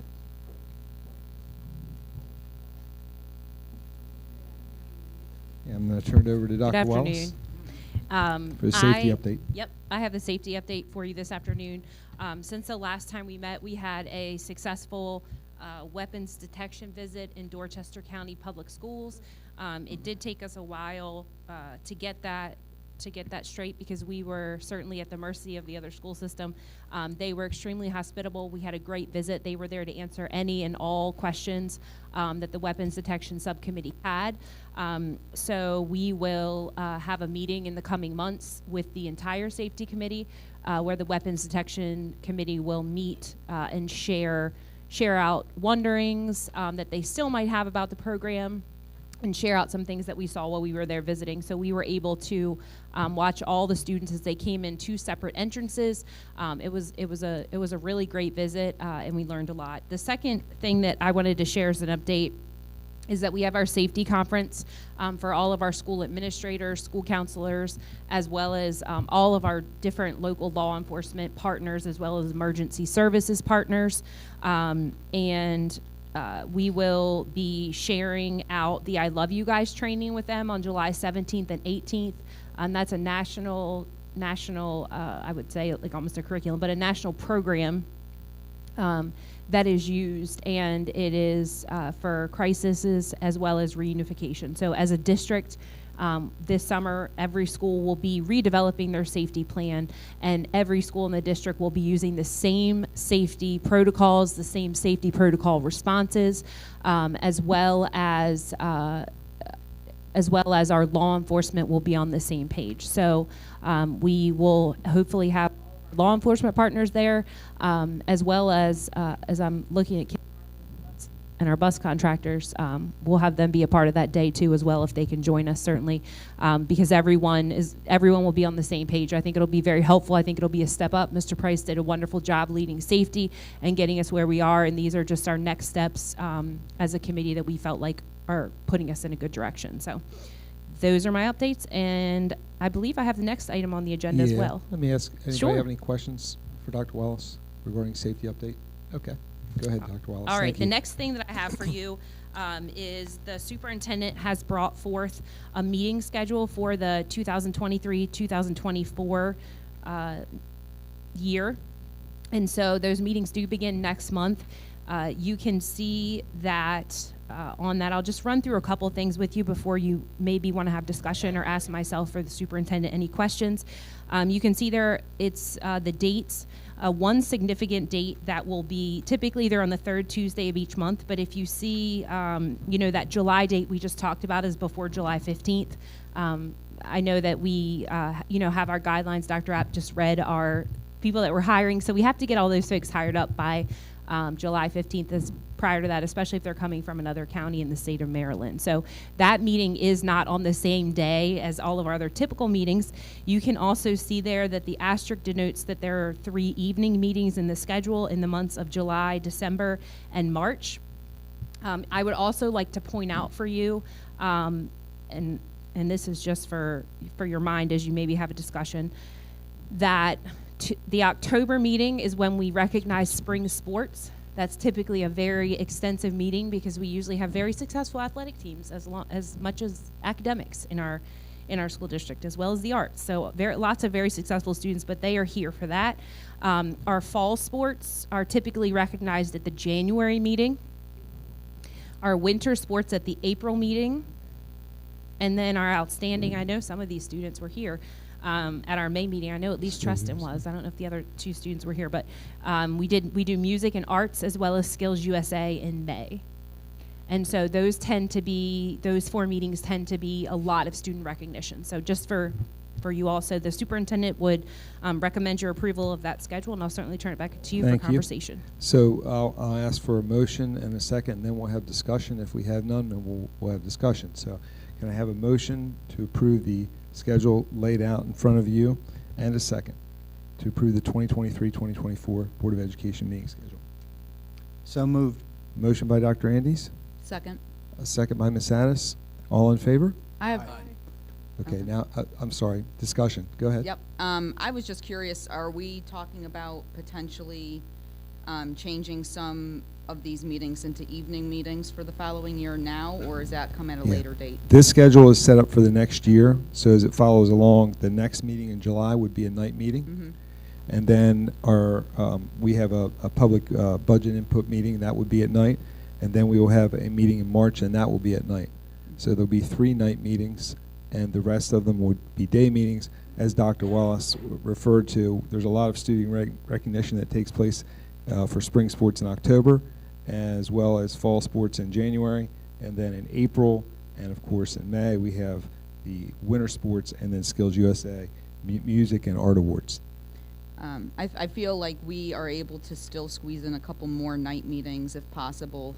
September could be one, November, the December 19th meeting, or the February 6th meeting could also be night meetings that don't fall on the spring, fall, or winter sports recognitions or the Arts and Skills USA, where we have a lot of student participation at those meetings. Do you, we have a motion and a second.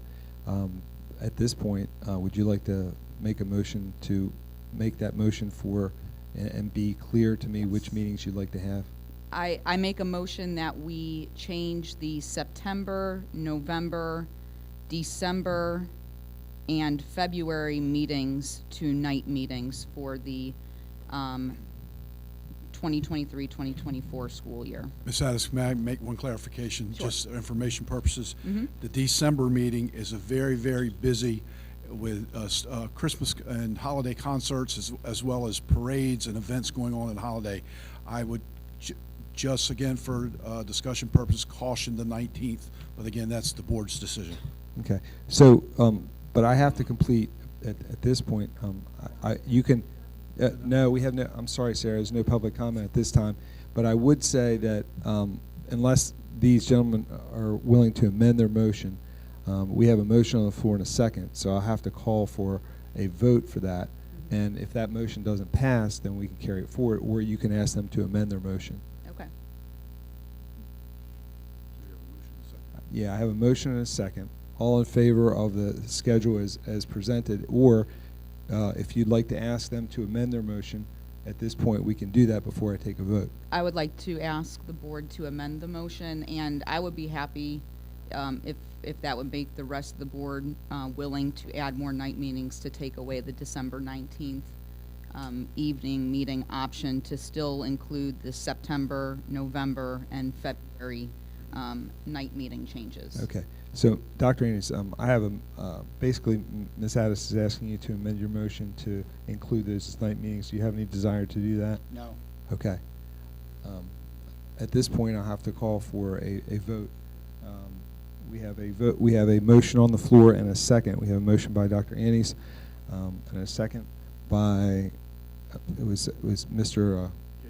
You made the second. Yes. So Yep. okay, Steve, do you want to keep your second? Well, I'll take away my second to Okay. keep the amended. You can still second it because really the second is what opened it up for discussion. Right. Yes. So the second can stand and doesn't open the discussion, and so you're really just calling.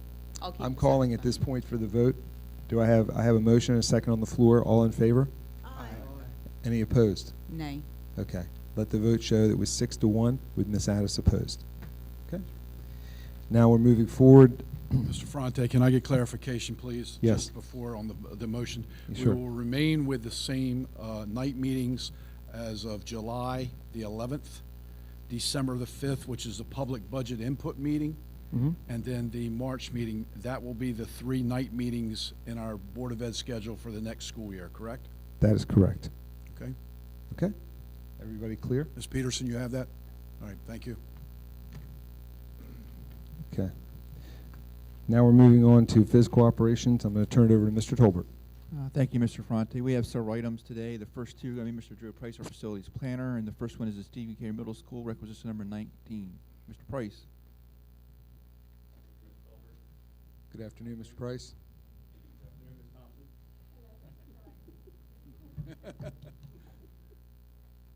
Requisition 19 for the Stephen Decatur Middle project includes progress payments to 3 contractors and closeout payments to J&B Caulkers, Walker and LaBerge Windows, East Coast Tile, and Bear Industries Fire Protection. With your approval of this requisition, we'll have 7 of our 24 contractors closed out. And the superintendent recommends approval of requisition 19. Okay. Can I have a motion and a second to approve Stephen Decatur Middle Addition Construction Requisition 19 as presented? So moved. Motion by Dr. Andes. Do I have a second? Second. Second by Ms. McComas. All in favor? Aye. Any opposed? Thank you, Mr. Thank Price. you. Appreciate it. I'm staying. Okay. The you're next item, Mr. Master Price has Facilities the Plan. 2023-2024 Educational Facilities Master Plan. Mr. Price. Thank you, Mr. Tolbert. The 23-24 Facility Master Plan is included in your exhibits. Each July, we're required to submit an updated master plan to the Interagency Commission on School Construction. This year's plan, we have updated the enrollment section to reflect actual September 22 enrollments and our projections through 2032. We've reported on the completion of the Stephen Decatur Middle School Addition project and the completion of the Buckingham Elementary feasibility study and start of conceptual planning. Beginning on page 107, we've identified all recently completed projects and future construction projects. And the superintendent recommends board approval of the 23-24 master plan and authorization for the plan to the Interagency Committee on School Construction.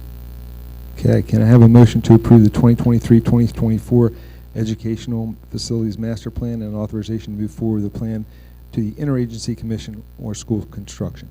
Motion. Motion by Mr. Smack. Second by Mr. Gordy. All in favor? Aye. Any opposed? Mr. Price, thank you. I don't want to steal Dr. Andy's thunder, but we know how hard it is to put this together, and you do an excellent job of making sure that happens. So we appreciate you and your staff and all you guys do to get this together for us. Thank you, Mr. Ferrante. Since you mentioned my staff, Nikki Tapman was invaluable this year. This was her first year going through this, and she read all my scribbling and went through 17 edits of every page and did an excellent job. Wonderful. Dr. Andes? I just wanted to once again commend Mr. Price and his team for doing an outstanding job of putting this together. If you want to know anything about Worcester County Public Schools in terms of the condition of our facilities, the needs, projected enrollment,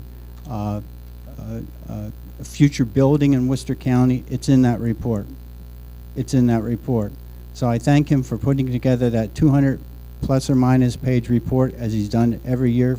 He's done an outstanding job. So again, if our community wants to know anything about the condition of our schools, the status of our schools, what's going on in terms of our physical plant, what we anticipate our future enrollment for the next 10 years, This is an excellent document to take a look at and review. Thank you, Mr. Price. Thank you, Dr. Andes. Thank you, Mr. Price. Thanks, Joe. Thanks, Mr. Price. Mr. Tolbert, back to you. Operational budget. Yes, sir. I have the next two items. Thank you, Mr. Ferrante. And good afternoon, Ms. Sarah. It's great to see you here today. Yeah, in just a couple of minutes, I'm going to be asking the board to adopt our proposed budget for FY24. And before I did that, I just want to take a few minutes to kind of summarize what's included in the FY24 proposed budget and take any questions that the board may have. Revenues next year total $127,520,070. That includes $101,580,319 in county appropriations, or approximately 79.65% of our total budget. The county commissioners continue to provide a large percentage of our budget because of the wealth-based state aid formula. That funding includes a $279,307 decrease this year, or about 0.28%, and that's related to the MOE funding level that the county approved last week. It includes $61,021 increase in employee retirement expense and $610,000 increase in one-time school construction, and that's related to the Buckingham Elementary School schematic design fees that are going to be incurred next year to keep that project moving forward. State aid next year totals $25,147,288, or 19.72% of our budget, and that includes an increase of $2,860,097 in FY24. Our operating budget also includes $792,463 in other revenue, and that's 0.63%, and most of that is prior year fund balance that comes forward, some tuition and some interest in other very immaterial items. On the expenditure side next year, our budget includes increases for health insurance at $1.1 million, or 9.5% increase in rates. In the previous 4 years, we did have some good experience, and rates were either decreasing or remained flat. But this year, we do have that large increase of 9.5%, or $1.1 million in our budget. We also have the $61,021 increase in employment retirement expense and $80,469 in local share teacher pension increase for next year. We're also budgeting $93,949 for an increase related to the New Year Apple lease. And that's really related to, when we did the initial lease, we were building SHOW, and we included the devices in the school construction part of the funding. And when we did Buckingham, when we did Stephen Decatur Middle School, we were doing a new lease, we had conversations with the county if we should have those rolled into the lease or leave them in the construction funding of Stephen Decatur Middle School addition. And the county agreed with us that we should bring them into the local operating budget, which we did, and that's why you see the increase of $93,949. We also have a $100,000 increase for Blueprint for student dual enrollment fees. As of this year, all dual enrollment for our students is paid by the school system. There's no fees paid by the students. And also we have $395,834 for Blueprint career counselors. That's also a Blueprint mandate that we have to do to hire these career counselors to work for our students in grades 6 through 12 next year. Some costs to be determined still. The salary increases for our teachers and our support staff. As a result of our budget not being approved at the funding level requested, we had to go back into renegotiations, which we did last year with both our teachers and with our support staff. Also, fixed charges related to the salary increase have to be determined based on what we finally settle on. And bus contractor increase, we will be holding meet and confer sessions with our bus contractors to come to a resolution with the bus contractors later on this month.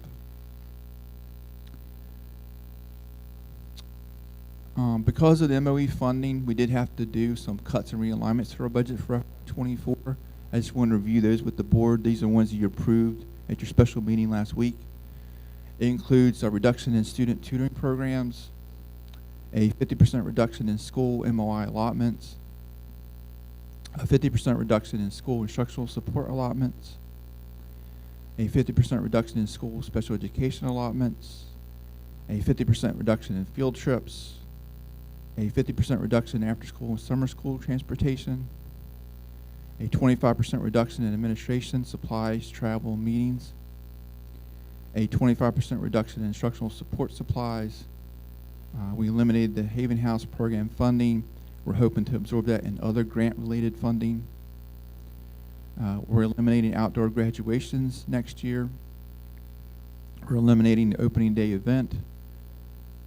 A reduction in after-school summer school wages next year. Or also a reduction in Leeds grant matching funds that we're reducing next year. And why are these cuts and realignments needed? I just want to review the board why we had to make those cuts and reductions. Our FY24 proposed budget adopted by the board on March 21st included a requested increase in county funding of about $4.1 million. That was the request that's sent over to the county in March. The county commissioners actually approved the maintenance of effort funding budget, which is $279,000 less than the current funding we received this year. So next year we'll be receiving less in county fundings than we received in the current year. That created a shortfall of about almost $4.4 million in our proposed budget. That's why we had to implement those cuts I just reviewed.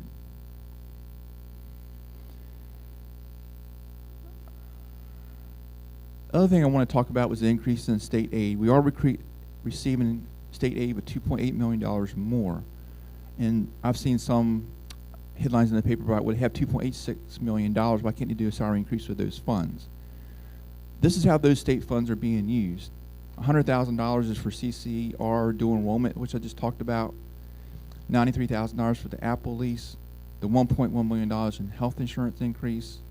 The $395,000 for the Blueprint Career Counselors. The $80,000 for the local share teacher pension increase. And also we had the $279,000 cut in county funding, which we had to absorb. So out of that $2.8 million, we had $800,000 left to do anything as far as addressing a salary increase or a bus driver increase next year. So we didn't have $2.8 million to work with. We had about a little over $800,000 to work with. On the capital side next year, we did receive approved county funding of $815,000 in one-time capital projects. That included schematic design and development fees for the Buckingham Elementary School project. And the board will recall we asked for $60,000 for Cedar Chapel Special School Playground to subsidize some grants that we received from the state, and that was not approved in our budget from the county, so we will not be doing that playground at Cedar Chapel Special School next year.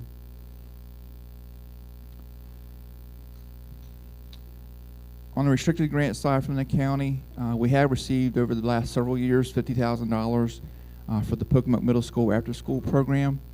The county did increase that funding by $35,000 next year, so it went from $50,000 to $85,049. Our budget also includes some Blueprint restricted funds for pre-K programs of $885,884. Concentration of poverty schools are Pocomoke Elementary, Pocomoke Middle, Pocomoke High School, and Cedar Chapel. That totals over $1.1 million in funding. College and Career Ready program of $108,000 in restricted Blueprint funds, $103,000 for transitional supplemental instruction, and $16,983 toward National Board Certified Teacher program. I just reviewed the budget dates with everybody back on March 21st. The board adopted our proposed budget. We sat down and had a budget review with our county commissioners on April 18th. The county held their budget hearing on May 2nd. The county adopted our budget on June 6th. The Board of Education held a special meeting on June 9th to address the MOE funding level. And they approved revised salary parameters and FY24 budget reductions in response to the MOE funding. And of course today the board is going to adopt our budget hopefully in just a couple minutes. And are there any questions on what's included in FY24 budget? Anyone have any questions for Mr. Tolbert? I do. Ms. Addis? I guess my first question is really to the board, and I'm curious as to how many board members reviewed the expenditures and the 5-year trends that we were given back on June 9th. Dr. Andes? And were you able to really dive into the expenditures or anything like that? What were you taking a look at when you, if you don't mind me asking? No, I don't mind you asking. What I was able to do because of my past experience is have a better understanding of what those 5-year trends were and what the expenditures were. But like anything else, there needs to be some explanation. So when I have a question, I ask this person to help me understand, because it's just like anything else. When you have And expenditures, sometimes you don't get the full picture unless you have a true understanding. It's like a way Excel spreadsheet. When you don't have a true, you can see a number, but when you don't understand what went behind the number, obviously you ask the question as to what the number was and what happened and why there's an increase or decrease or whatever happens to be. Sure. So in some instances, I know and understand it because of my background. In fact, I wrote the book on funding Maryland public schools. It's available, incidentally, for purchase. I'm sorry. I'm sorry. But there's no plug there. No, I'm sorry. I shouldn't have said that. I apologize to everyone in the room. I should not have said that. Don't buy the book. Whatever you do, don't buy the book. But if you do purchase the book, all royalties from the book go to the Andy's Family Teacher Scholarship Fund at Salisbury University. So I make no money on that book. So having that background and so forth and so on, I was able to dissect and understand exactly what was going on. Okay. I had a couple questions that I would like to have answered. I dove into the expenditures, and as we all know, it was 1,992 pages long, and it took some time. I haven't gotten through all of it, to be completely honest with you, but just to see what I was able to see as a snapshot. I'm curious as far as when you're budgeting items on the expenditure audit pages, why is there a budget of 0 in a lot of places and then expenditures and then with a cumulative balance? Our budget is set up different than the county's budget. We budget by the category and by the sub-object. Not necessarily every budget line item is allocated a budget amount. We budget the way it is outlined in the accounting manual that Dr. Andy just talked about from the state of Maryland. But overall, if you look at our audit, our expenditures always align with our category and with our subcategory every single year. Okay. As I was going through it, there were quite a few things that I was curious about because, as we all know, we had to make cuts this year, and I'm just curious if we were able to make cuts of, what we call, quote unquote, trimming the fat, that we could afford to keep some of these items or fund our teachers or school bus drivers. Going through the budget or the expenditures, I found over $50,000 worth of food expenditures. There were high-end travel expenses to resorts and spas and boutique hotels that I was just curious about. Turf Valley, the Inn of Chesapeake Bay Beach Club, the Westin Annapolis, and I'm wondering if these are appropriate expenditures. Vince, I can answer one of them. Every month I have to go to a 2-day superintendent meeting, Eastern Shore meeting. Mm-hmm. And then the very next day, and it's up in Annapolis, is the state superintendent meetings. And one of the places, if it's available, that I stay, and my secretary calls around and looks for a room for me to stay because I have to stay up there. Mm-hmm. And one of them is the Westin that I stay. Okay. That's usually a one-night stay for me. Okay. I'm in there just long enough to sleep and attend meetings. Now, the other ones that you referred to, Vince, you probably have to address. Well, just for example, Turf Valley, the Maryland Negotiation Service holds an annual retreat there, Mm-hmm. and usually 2 or 3 of the staff members attend the annual retreat to prepare for negotiations. M&S does negotiate a very favorable rate for that overnight stay. I think it's only one night that we stay when we go up, so we're not there as a spa. We stay overnight for the conference. And it's all 24. It's all 24 Where the school conference is system located, stay, yeah. right?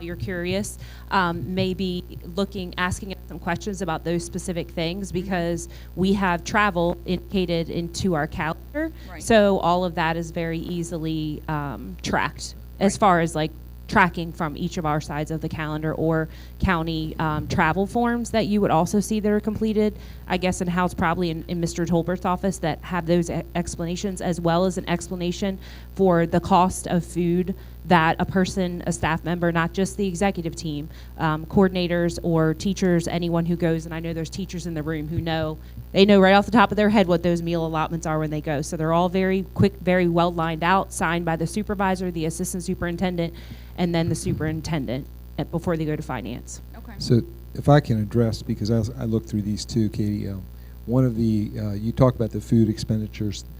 Included in that expenditure for food was also supplies. So I did reach out to Mr. Tolbert and ask him if he could kind of give me an idea how much of that is supplies. And in addition to that, I mean, we have a limit on how much we budget for breakfast, lunch, and dinner here at the school system. I believe it's $10 for breakfast, $15 for lunch, and $30 for dinner. Some of those expenditures, we have a teacher orientation, which was 100 teachers for a week. And I think that just that alone, that teacher orientation, probably ran us some excess, Vince, of about $10,000, correct? It was about $9,000 for like 7 days, I believe. We had new employees and teachers for orientation over at Technical High School. And a large portion of that was catered by the Technical High School, and all that money went to the Technical High School. So any profit that was realized goes back into the program for the kids at Technical High School to support those programs there. There's a small margin on that, and it gets recycled back through the school system. I guess my question was more towards seeing all the restaurants like Dockside Restaurant and Sunset Grill and Sterling Tavern and Oaked Don Seafood House, all these different types of places that were on there. That, to me, that's not a supply. That's just No, eating out. I didn't say they were all supplies. I know, said that I know. some of them were I'm supplies. just saying Yeah. that's Well, where I was. I know that the superintendent and some of the staff does occasionally go to some of these places to have lunch with various people. Yeah, Mr. Ferrante. Various people in the community. I'll give you an example. Sterling Cafe, I'll give you an example. I took a donor who gave $50,000 to the Ed Foundation, to our school system, and certainly I'm not going to ask the gentleman and his assistant to pick up the meal. I'm going to pick that up. Same thing, another business in Ocean City gave the Ed Foundation $50,000, and I took that lady, her general manager, the chairman of the Ed Foundation, to the Atlantic Hotel, because that's where the lady said she could meet us. Those are just examples of those types of things. I also meet, which doesn't happen often, but I meet about once a month with the president of the association. And I meet her away from the office, and we share 1 month. The association picks up the lunch, Best Shockley Lynch picks it up, and then 1 month the school system picks it up. So that happens an average of 12 times a year, and there are times if there are certain topics Ms. Shockley Lynch has questions about, then I have an assistant superintendent with us so that we can review some things and go over, and certainly if she has someone that she'd like to bring from her executive level team, that happens as well. So those are the types of things that happen from time to time. There have been times where that I have, and I can't pinpoint it, but just going back in my years, that a school has done extremely well. I'll use Miss Rain, for example, has done something exciting in Pocomoke, and I've taken a principal and maybe an assistant superintendent to lunch to discuss something that's going on in their school. Now that doesn't happen a lot, but there's times that we've done that. I can't even think of the restaurant in Pocomoke. We also use, where do we go to lunch, Jen? We're the salad place. Sorry. Ruby Tuesdays, thank you. Yeah, Ruby Tuesdays. And I just used Jen for example because I saw her sitting there. We use Dockside for some catering. There's times that the tech center is so busy that we have stayed within the guidelines of the numbers that are needed to follow. And so sometimes if we have a professional development going on here, or we have school improvement, 3 times a year, we get together with our school improvement teams of every school. Ms. Schwartz and Dr. Wallace lead a process of maybe 2 days with our school improvement teams from our high schools. 2 days later, we do a 2-day professional development with our middle schools, elementary, so forth and so on. And there are times we have them in there from 7:30, 8 o'clock in the morning till 4:30 in the afternoon, and we do provide lunch. So they don't have to leave and drive. That gives us quality time to get work done instead of everybody leaving for an hour and having to get back. All I'm doing is trying to share examples with you of some of the things that take place. Yeah, Dr. Adams? also, Mr. Taylor had mentioned about the associations on lunch. It's been a tradition in Worcester County ever since I've been on board, is that when we finish negotiations, that the board team and the teachers team and the support team go out for a dinner. And one year we pay for it. Last year we went to Sunset Grill. The board picked up the tab. This year, hopefully, when we're finished, the teachers No will take hopeful us to it. somewhere. So specifically, when you mentioned that, that's where that expenditure was. Yeah, and I'd also like to add, just because I like to make sure there's enough clarity around things, and I read on the internet too, right? Like I pay attention to that because it's be well informed. When folks bring up Dockside, I can tell you Dockside has been used since Shirlene Church was here. She was the original person who used that. So if we're talking about, we don't, to my knowledge, Dr. Andes, you could speak to it. I don't think we have a policy around who we use for things like that, or Mr. Tolbert. I don't think that we have a policy. So I think making any kind of suggestions or comments, we stay within our amount, and I will tell you that it's often difficult in this area to find someone who will stay within the amounts that Mr. Ferrante just suggested. So we do have several partners, and Dockside is one of them, and I'm not ashamed to say that. Certainly, I know there's some people in here who've worked in businesses that we've supported as a school system as well. So over the years, so just to provide clarity around that, because we do pay attention to what's out there. And just keeping it clear. Ms. Church originally actually was the first person who started that partnership with them, and we have continued that. We also, and I'm grateful to do it, our bus drivers have a 2-day in the summer. I believe it's 2 days you're at the tech center, and we provide lunch for them as well. We don't discriminate who gets lunch and who does, and there again, glad to do it for them. They deserve to give a lunch for as much as they do and hauling our kids and so forth and so on. So it's across the board is what I'm saying. I bring these issues, not necessarily issues up, but just things that I've come across is because we've never been given this information before, and it's nice to see where the money's being spent, and it's nice to have a conversation to ask questions, not pointing fingers, but just asking questions of how our money and how the taxpayers' money is being spent. And that's why I would like to make a motion that we get these expenditure lists monthly, just so that we can have ongoing conversations about how our money is being spent, especially in the coming year, when we are going to have to be a lot more careful with how we are spending our money. I think it would be us as a board to be doing our due diligence to make sure that money is being spent in the correct places and having conversations about that. Before you make that motion, I work closely with Vince. Vince is our finance guy, and for the first time we have been asked for something different than we have in the past. It's been mentioned in the past, but we've got to make sure, Mr. Tolbert and I have been talking about our entire finance system has to be re-geared, rebooted, whatever, to do this type of thing. And so Vince, We'll refer to you. yeah, where are you right now? Are we prepared today to be able to, unless we give them that every month? Where are you with that? It's totally up to the board. I mean, I can print off a list of Or an email, transactional detail like you did, an email would be fine, of too. all the transactions for the month, and then give it to the board. That's not a problem. If the board wants to see that every month, not a problem. I just want to make sure you were set up okay.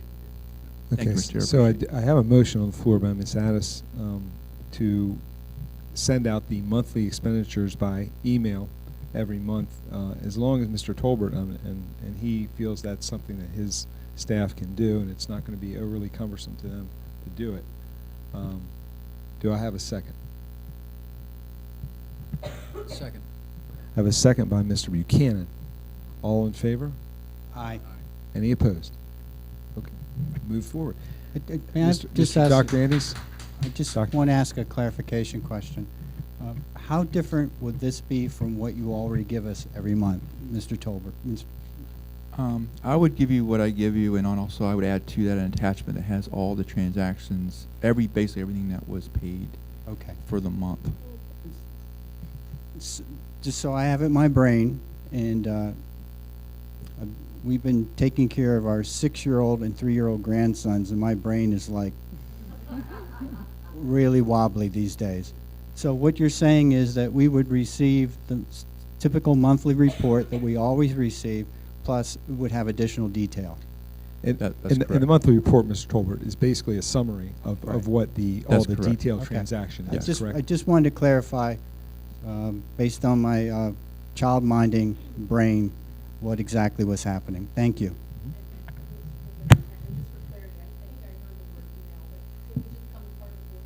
Yes. Yes, it will come as part of the board packet. And Mr. Tolbert, I guess the superintendent recommends approval of the new FY24 budget. That's correct, Mr. As Fronte. presented. Yes, Okay. please. Just want to make sure. Yes, Mr. Gordy. Is it appropriate for us to approve the budget, but we're still in negotiation with 3 different bodies? Yes, we're approving these budget. Let me back up a little bit. The county commissioners adopted an MOE budget, and within 15 days of doing that, they had to notify the Board of Education that they approved the MOE funding level, and they had to revise our budgetary categories. They had to do it within 15 days, and our option was to have them reduce our categories unilaterally, just across the board, cut everything, or had the Board of Ed make the decisions on where the new categories would be. So we had our special board meeting last week to approve revised parameters for our associations, and also to identify some potential cuts, which the board approved. So that's kind of where we are, and we have to get our budget filed with MSD by June 30th. If for some reason this had to change, the categories had to change, they could be changed by the board, and then resubmitted to the county commissioners later on to have them approve the revised categories. Yes. So going forward, we just have to have it presented to them. Is that clarity enough for you, Mr. Gordy? Okay. So can I have a motion and a second to approve the budget as presented by Mr. Tolbert? So moved. Motion by Dr. Andes. Do I have a second? Second by Mr. Buchanan. All in favor? I have a question, too. Okay. Question? With the line items of cuts that we're planning on making, are there any cuts being planned to be made for any administrative or any of the, I know that we've been on the vehicle conversation, but I feel like once again it might be something that isn't necessarily needed. It's more of a want, and right now if we're trying to make cuts that are across the board, I feel like, leadership starts at the top. I knew people in small businesses and restaurants, and during COVID, the owners of those restaurants didn't even take a salary. They made sure that their people were paid before they took anything. And I'm not asking you guys to give up your salaries, but at the same token, if we are asking our bus drivers and our support staff and our teachers to take a pay cut because of the MOE, is there any sort of pay cut taking place amongst the administration, and or are we revisiting the idea of the vehicles being parked at the Board of Ed to save on fuel and maintenance costs for the following year? First, let me clarify. I don't think they're taking a pay cut. They're just not getting a pay increase. Correct. Is what Yes. should be said. Thank you for that. You're welcome. And as far as the vehicle's concerned, I know we're engaged in leases for these vehicles. Not sure, Mr. Tolbert, maybe you know when they come up, but you don't arbitrarily just cancel a lease when you're locked into it at that point. So. Well, at the same token, they could stay parked at the Board of Education instead of being driven home. Yeah, and we could also pay 65.5 cents a mile to each person. It would cost us more money to do that, Mrs. Addis. So it would definitely, when we consider they would have to drive to and from all the schools. So we've looked at this, and I've told you before that we've looked at this, and it would cost us more money to do it the other way than the way you're saying. So I have a motion on the floor in a second. All in favor? Aye. Any opposed? Nay. Okay, we have 6 members in favor, 1 opposed. Motion passes.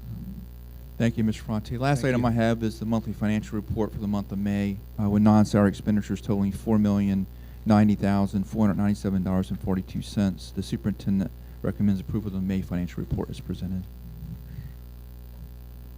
Okay, so now we have a motion. Can I have a motion and a second to approve the May 31st, 2023 monthly financial report as presented?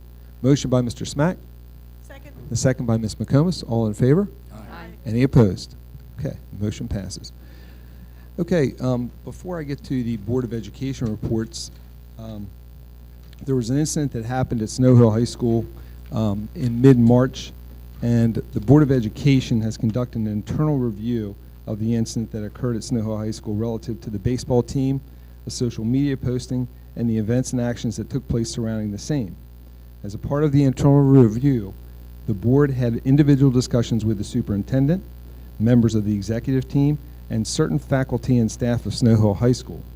The board takes this matter very seriously and it took its time to thoroughly look and understand what had occurred and how that occurrence was handled and what opportunities exist for improvement.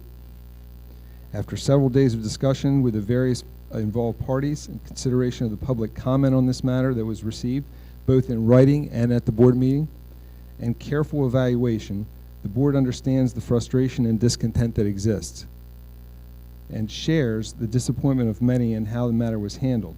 It's the board's hope that the directives it provided to the superintendent will assist in better addressing any similar matter in the future. The board cannot comment on personnel matters, nor can it comment on student discipline, but the board has given the superintendent clear direction and opportunities for improvement and is directing the superintendent to take the following actions. Revise the new code of conduct that is being developed for release in the summer of 2023 to specifically address social, media, and racially motivated behavior. Number 2, develop and present for board approval the Worcester County Public School Response Plan for all schools on how similar matters similar to this will be handled now and in the future. Secure and coordinate and schedule ongoing professional development and training for school and school system leadership on the topics of explicit and implicit bias to foster and enhance and sustain culturally responsive school and school system learning environment. The board has now concluded its internal review and thanks everyone affected by this incident for their patience in allowing the board time to meaningfully address this matter. The board likewise thanks everyone it has heard from in this matter for their commitment to their children and the community, to the Snow Hill High School and the entire school system. The board understands this directives contained herein are not going to fix every concern that may exist within the school system, but it hopes by continuing to work together with the community and it can continue to provide the very best for the students and staff of the Worcester County Public Schools. We affirm our mission to provide a safe and welcoming learning experience for each and every student and staff member. Okay. And now I will open it up to the floor for board reports, for Board of Education comments. Ms. Addis? I just have a quick thing to say. No manifesto this month. I feel like after digging into all of the expenditures, it was good for me to be able to look at it and ask questions, and I feel like that is the right of our taxpayers as well. So I would like to make a motion today for that same information that was given to us to be posted to the Board of Education website so that any of our taxpayers is able to view it as well. Okay, I have a motion by Ms. Annis. Do I have a second? Dr. Andes? I just have a question, clarification. If what Mr. Tolbert is going to provide to us is included in board docs, then it would automatically be available to the public. Okay. I just want to make sure that people also knew that they were able to access that. Correct me if I'm wrong, so that anyone, once it's...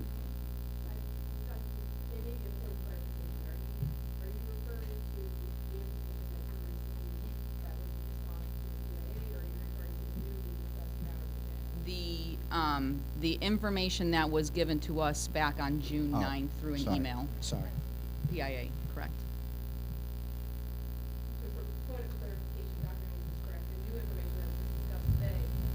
It's the same thing. Correct.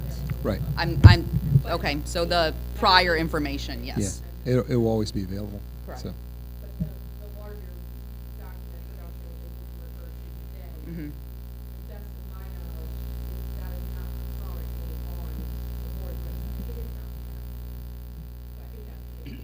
Yes, thank you. But as this will come through monthly, it will be a cumulative of the same thing overall. In other words, you're going to get, you might not get, you're going to get all of our expenditures, which was what you sent over, right? Vince, are you asking for 5-year trends too? I mean, I just want some Well, clarification on it. For the motion that we made, I was before, that was for a monthly expenditure sheet. So I was assuming it would just come as a monthly for the prior month. Right. This motion, I am asking that what was given to us on June 9th, so everything of fiscal year 23, or 22, I'm sorry, 22, or no, fiscal year 23, yes, that be posted on the Board of Education website. Everything that we received on June 9th, I would like to see that on the Board of Ed page. Okay, I have a motion on the floor. Do I have a second? I'll Dr. second Angus? the motion, but then I have a question for clarification. Go ahead. You can have, yeah. We're in discussion. My We have a suggestion, my suggestion is that we table this motion until we have our July 11th meeting, so Mr. Tolbert, in turn, can review everything that needs to be reviewed and make the appropriate accommodations, put it in a PDF, get it where it needs to be, make sure it can be loaded on our servers, because that's a big file. It's a huge file. And so that's my suggestion. I don't know, again, I'm on child mending. That's fine. So, So I have no idea if I made sense to anyone or not. But that's my suggestion, that we table this to July 11th meeting so that we can in turn determine whether or not it can be actually loaded, and maybe there's already a question, an answer to that question. Ms. Steers, can you address some of this for us, please? Here, I'm just going to sit down. Is this on? Yes. We're actually transitioning to a new web platform next week. Oh, okay. So this would be a prime opportunity for us to possibly wait, if possible, if that would something that would be amenable to everyone. Would we table this vote till next month? Yes. And then bring it We'll back up bring it again? back at our Okay. July meeting. I would be fine And at with that point, the full fulfillment of that MPIA, because I know we were waiting on a couple of smaller grants to be provided as Okay. part of that. And I think we have until the 22nd to provide the rest of the documents. So that way we can talk about it in its entirety. That sounds perfect to me. Okay. So what we have to do? We have to amend the motion? Yes. No, you don't have to. We're going to table it to our next meeting. Okay. Table. Yeah. The motion is tabled until the July meeting at this point. Okay. Any other Board of Education comments? Mr. Gordy. Yes, thank you. Are you live? Yep. During the presentations by the members attending today, the audience attending today, and thanks to all of you for your attendance, thanks to all of you for your comments. We hear you, we understand that there are issues and concerns, and we're working as diligently as possible to resolve those concerns. There was a mention made of over $300,000 grant that the bus drivers would like to have used entirely for the bus drivers. That grant was made to transportation, not just bus drivers. And unfortunately, we have other elements in the transportation budget that have to be dealt with.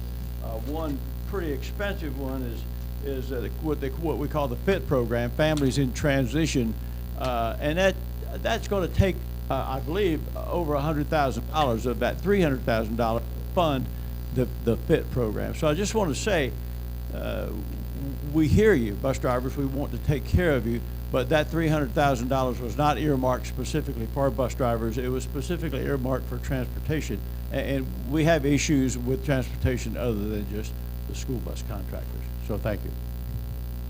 Okay. Ms. McComas. I'm going to go first. Okay. Thanks. Appreciate the fact you don't have a manifesto, honestly. I needed to address this because I have kept quiet for the last 6 months, and it's time. I truly need to address some major concerns that include the constant accusations and smears against our district personnel and us as a board. From numerous texts and emails, I've been asked more than once why I've abandoned my principles and why I'm not supporting Miss Addis in her quest here. I've lost friends, I've been labeled a traitor, and actually vilified in emails, blogs, and even letters to the editor. After the last few years that I've had, it's been difficult. So first and foremost, to all my conservative friends, because I am conservative, the answer is no, I haven't abandoned my principles. I'm as conservative now as I always was, but I am for a sane and prudent approach to overseeing and reviewing our budget, not one filled with insinuations and half-truths. Obviously, it would be nice to get some lead time from the commissioners to present the detailed line item budget they suddenly requested after we completed negotiations and mere weeks before their budget consideration.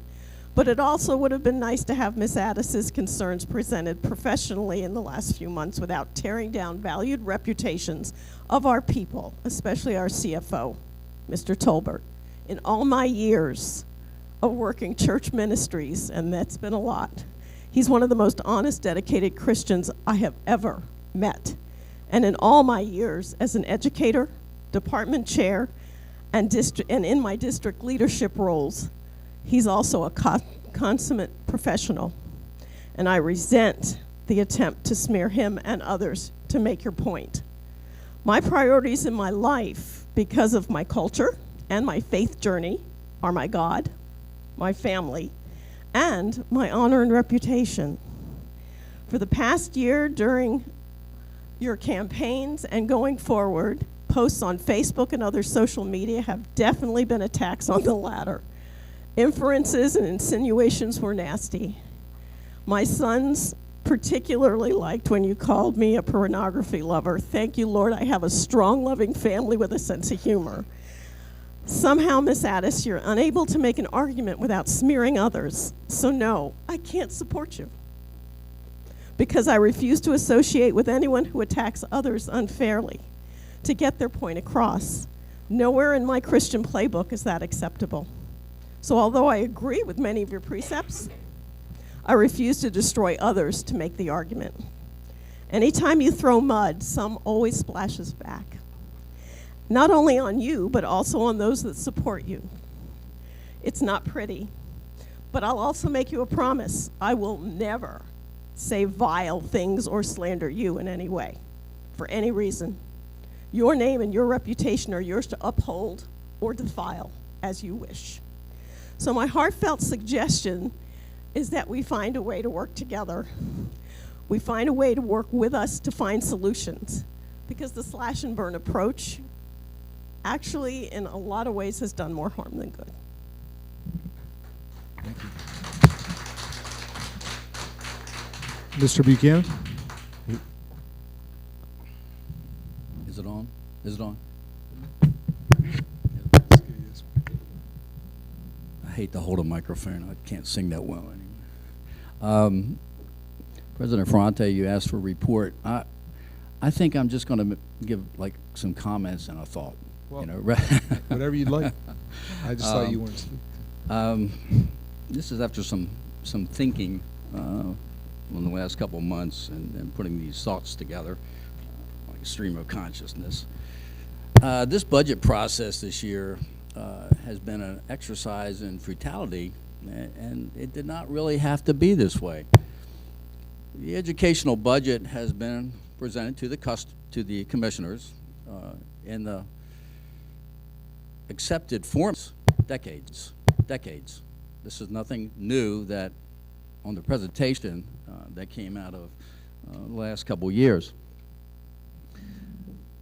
A line by line for $130 million is not a simple task. Maybe if you owned a small business, but not for $100 million plus institution, which the Board of Education system is. After 1,700 pages were delivered to the county commissioners, and we were given an assurance that the line-by-line items were not to be used for micromanagement, because there are really two separate bodies here, county commissioners versus the Board of Education. Both bodies are elected officials of such. A vote of 5-2 to fund the system, which includes educational programs, maintenance, salaries, facilities for 6,800 students, 1,200 employees, 14 schools, was funded at a maintenance of effort. This maintenance of effort means it's the same amount basically as last year, regardless of the rising cost of living, which affects all aspects of personnel, business, and organizations to function financially on a day-to-day existence. We all know this. We're all kind of faced with this when we go into the market to buy things or supplies or whatever that we need. The board had to make some hard financial decisions into the areas of the budget. We didn't want to, but we had to. We were looking at a way that we could save jobs. If we had to tighten our belt a little bit into some areas, we didn't want to do it, but we felt like this was the best way, in a humane way, so that people would have a job, and people would be able to pay their bills. So we made the cuts. We didn't like to make the cuts, but we made the cuts. This was met with criticism about the areas that were to be reduced or eliminated by some commissioners. Remember when I said micromanagement? Yeah, micromanagement. We made the cuts. We had to make the cuts because the budget was not going to be funded other than maintenance of effort. So we made the cuts, and we came back and said, we don't like this cuts, in a sense. You need to make other ones. A line item dollar amount, and I think Dr. Andy said this too, does not necessarily define the rationale. It takes a simple question, not an assumption based on information, to arrive at the actual expense justification of that. A commissioner in a public meeting called for a forensic audit of the school system's budgeting spending.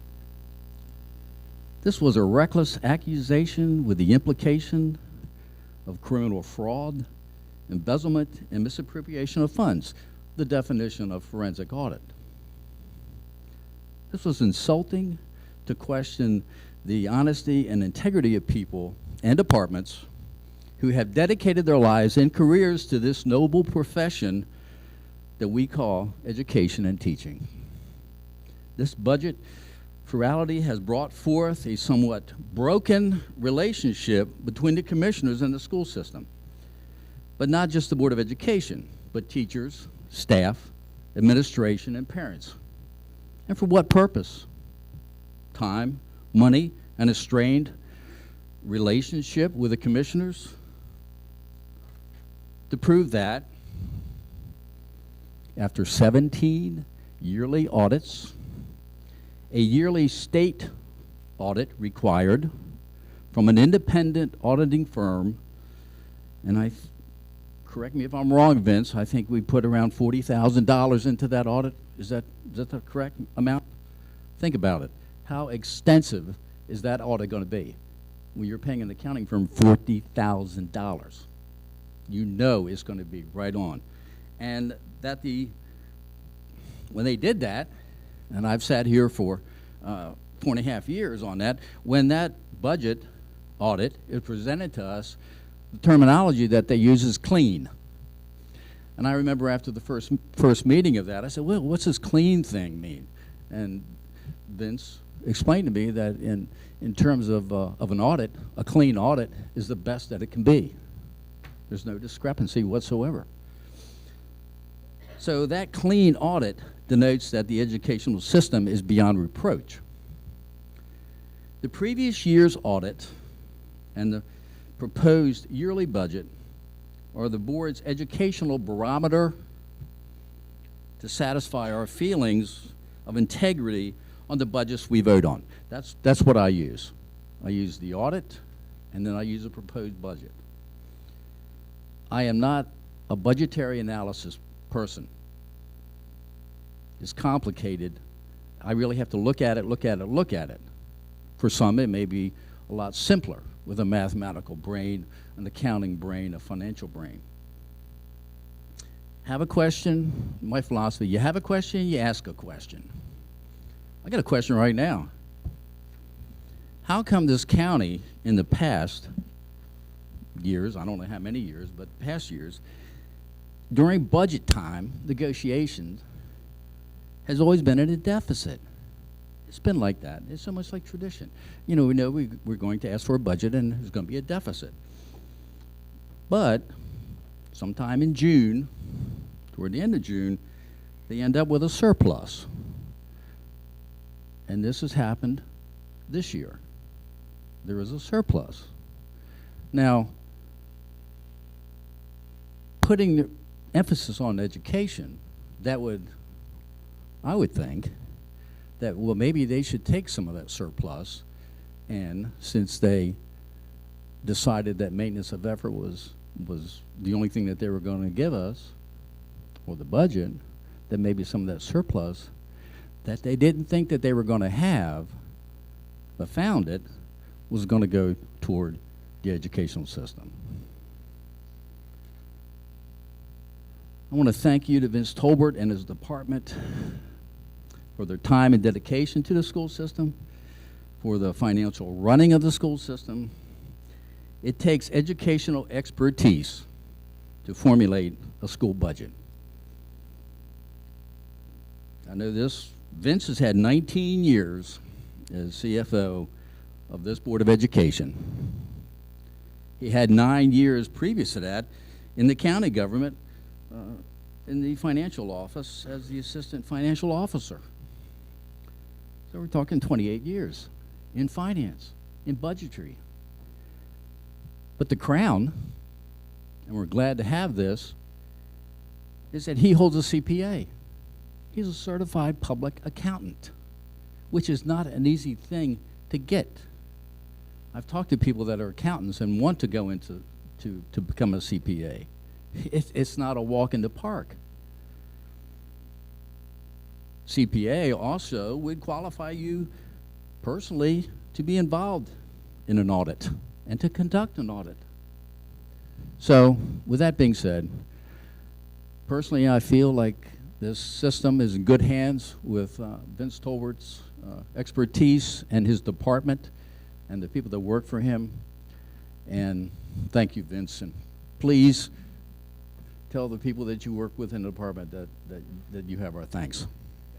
Thank you, Mr. Recan. Dr. Andes? First of all, I'd like to thank our school leaders, our teachers, educational assistants, bus contractors, custodians, school nurses, SROs, coaches, and everybody else who works with the school system for a very successful school year. Thank you so much for all that you do day in and day out. And to quote myself from several years ago, our bus contractors are the first persons in the morning who greet our kids, and they're the last persons at night who drop them off at their locations. And I truly appreciate everything you do. I want to thank also, on Sunday we had Father's Day, so thank you to all the fathers, grandfathers, foster fathers, uncles who act as fathers, whoever acts as a father out there. I want to thank you for helping our next generation of young people grow and develop. And I said earlier, I had the opportunity to spend a lot of time with our 3-year-old and 6-year-old grandsons, and I am worn out. Yesterday was a national holiday acknowledging the emancipation of slaves approximately 160 years ago when the announcement was made in Galveston, Texas. On the 19th, we thank and acknowledge those people who continue to tell the story, like Dr. Clara Small, Professor Emeritus from Salisbury University. And if you're interested in reading anything about our local area, I suggest that you contact or read Dr. Small's book. And no, I don't get any royalties from Dr. Small's book, so that our future generations can understand and know our history. As a former superintendent of schools from 1996 to 2012, that's 16 years, I have personal knowledge of many of the areas that we've been discussing. My comments are to share information and perspective and my thoughts. So in terms, I work in the Harford County Public Schools as assistant superintendent in charge of HR for 6 years and 16 years at Worcester County, so I have 22 years in developing budgets. I'm fortunate over the years as superintendent of schools and currently am as a member of the Board of Education to work with two outstanding CFOs. The first was Gary McCabe, who was truly outstanding, phenomenal CFO, and of course Mr. Vince Tolbert, excellent, outstanding Chief Financial Officer. And as other people have said, it's not easy being a CFO of a school system because of all the funding areas. As I've said on numerous occasions, and everyone knows, public school systems at the state agencies that follow county boundaries. We are fiscally dependent, unlike other places. Where I'm from in Pennsylvania, once the Board of Education adopts a budget, that's it. They set the property tax rate, and that's it. It's over. Whereas in the state of Maryland, we have another layer that we need to go through, and that is our county government. Every school, county sets a different process for establishing their school system budget, and is based on a protocol from county government, so it's entirely up to them. I want to touch on 3 areas of the budget because I'm really old and I've been involved in budgets. The fund balance. When I first became superintendent of schools, we would create a proposed budget way back when, meet with county commissioners, and it was in the old county commissioner meeting room where you sat at a long table and the county commissioner sat on one side of the table and you sat on the other side of the table. And that's how you did it in the old courthouse, in the old building. Once the county commissioners adopted a budget, adopted a local appropriation, we would move forward with that. And every year we had a fund balance of somewhere between $30,000 and $40,000, thanks to the expertise in that time period of Gary McCabe and then eventually Vince Tolbert. During the school year, if we had any additional issues, like as an example, rooftop units would implode, or we needed to add a teacher because of increased enrollment, or whatever would happen to do, we would put together what was called a supplemental request to our county government. And so as a result, we would alert the county government in December that we had a request for a supplemental budget. We would put a list together of what exactly we needed during that supplemental allocation, and we would go over to the county commissioners. Sometimes they would want us to appear, and sometimes they would say, don't come, we got it, it's all taken care of, it's over. That all changed, and I can't remember the year it changed. But that all changed sometime in the early 2000s. We did the same thing, alerted the county government. We had additional expenses we had not anticipated. We went over to appear before our county commissioners, and the county commissioners said, this time, after a long discussion, this time we'll give you a supplemental budget, but never come back here again. And what you need to do is create a fund balance. So that $570,000 fund balance you see listed there all came from that time period. And so that's the reason we have a fund balance, and that's the reason Mr. Tolbert created the fund balance, because the following year, or the year after that, we hit the recession of 07, 08, when the economy imploded, when the assessments went down, and everything fell apart. So the purpose of the fund balance is to address unanticipated costs, and it's one-time money. You can't constantly spend your fund balance. It's one-time money. That's the explanation of the fund balance on the account when you see that on the transmittal sheet. OPEB, other post-employment benefits. You've probably heard the word OPEB over and over and over again. In 2004, 2005, the Governmental Accountability Standards Board created OPEB, and it was a result of several private companies went bankrupt. Like example, many people in our area formerly worked for Bethlehem Steel. They came here, worked for Bethlehem Steel. Once Bethlehem Steel went bankrupt, all those folks lost their retirement, all those folks lost health coverage, it all went away.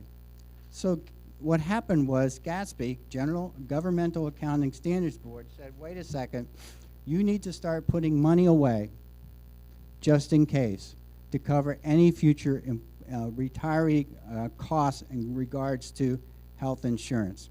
So that's when OPEB first started, was 04, 05.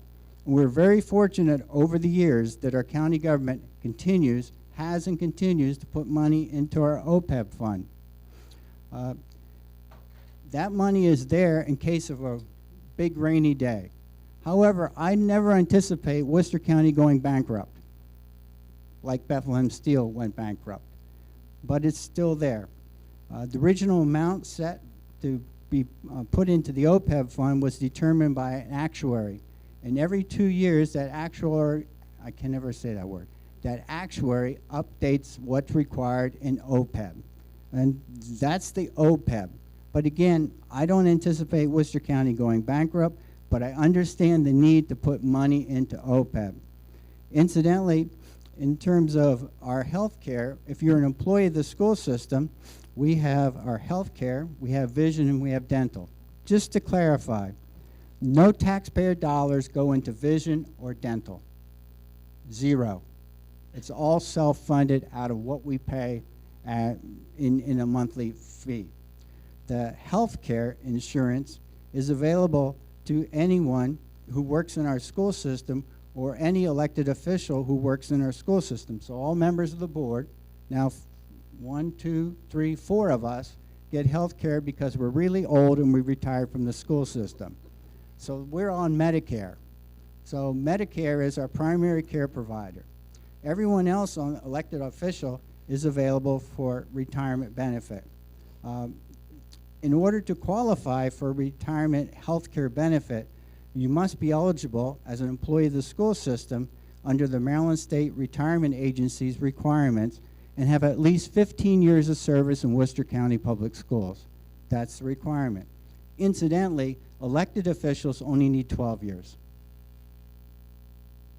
So if you are elected for 3 terms, in terms of elected official, then you're eligible for retirement forever, the health care benefit forever. So when OPEB became a requirement, the county government hired the actuary to format the cost. They update it every 2 years. But one of the suggestions I have is for county government to consider putting either our chief financial officer or the superintendent of schools on their trust advisory committee. I think that would help in terms of communication as to how much money is in OPEB, what needs to be put in OPEB, where it needs to go, and all those kinds of things. Again, we're very, very fortunate that our county government, I thank them for it, provides this health care benefit for our employees and for our retirees. The third area is on the budget is retirement. Up until, and I can't remember, I think it was 2008, the state paid all costs for retirement. Vince just whispered to me 2012. So I stand corrected. It's 2012. So up until that time, the state paid. So when you look at that line item and see retirement benefits, that's another one of those items that got passed down to the state that we were required to absorb. And again, Worcester County was used as an example of why it needed to happen. I was so angry, based on an editorial from the Baltimore Sun, I blasted them, and they printed it. You can go on Google and search for it. My letter's in there. I'm still upset about it, and that editorial that the Baltimore Sun printed. Anyway, you can go Google it and find how I blasted them, and they actually printed it. So I wanted to spend a couple of minutes of time today clarifying for our community the fund balance, which is one-time money, and so our chief financial officer has to have that $570,000 every single year. 2, the OPEB and what it's all about. And 3, the retirement costs being passed down. Since I've started working in the state of Maryland, the bureaucracy at the state level has increased. When I first came to Maryland in 1976, we had a state superintendent of schools and a state board of education, and that was it who oversaw public education in the state of Maryland. Since I've been in Worcester County, since I've been in the state of Maryland, we've added the PSTAB, which I can never remember the acronym for that, a public school teacher accreditation board, I think. We added the Public School Labor Relations Board, and now we added AIB. And all of those organizations take up taxpayer dollars. All of those organizations send mandates down to these people who have to respond to those mandates. If I ruled the world, which I don't, I would go back to the state superintendent and state board of education and get rid of the other stuff. Just get rid of it and hold us accountable. Give us the money and hold us accountable. So as the state bureaucracy expands, unfortunately, we've had to respond to that state bureaucratic over the years. And while I'm on the roll, before I lose my voice, up until 1991, the state paid all transportation costs. Up until 1991, the state paid every single transportation cost. The state auditor would come down, the supervisor of transportation would say, this is the number of miles our drivers drove this year, and they would write a check. That's another example of those costs being passed down to local school systems over and over again.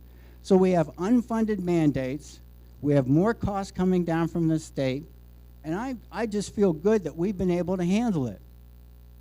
And frankly, I'm tired of it. I'm tired of it and fed up with it. We have a good school system.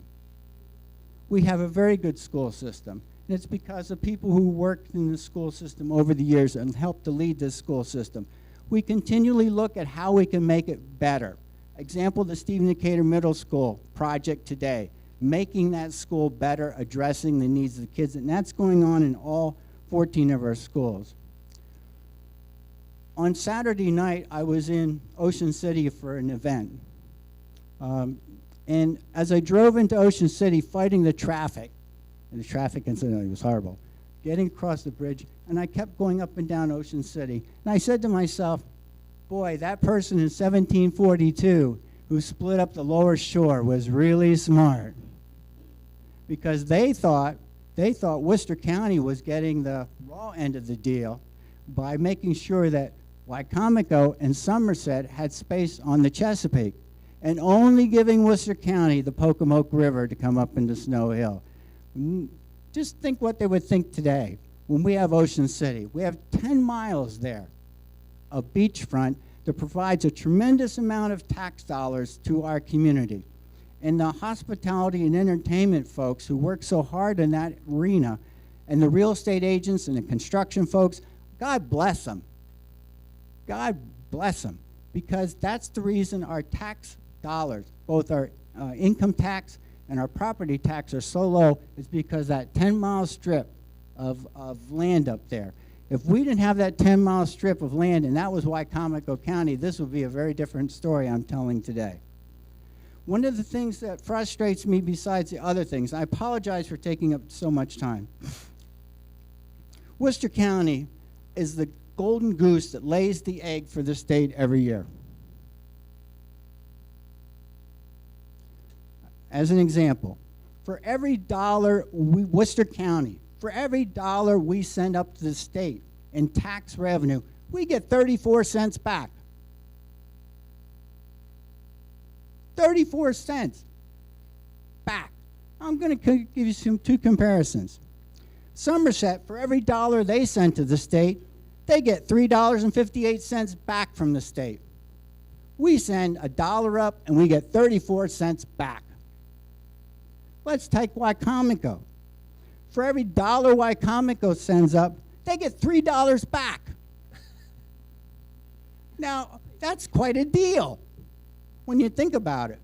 Worcester County, and I'm glad I came here. It's the second best decision I ever made in my life.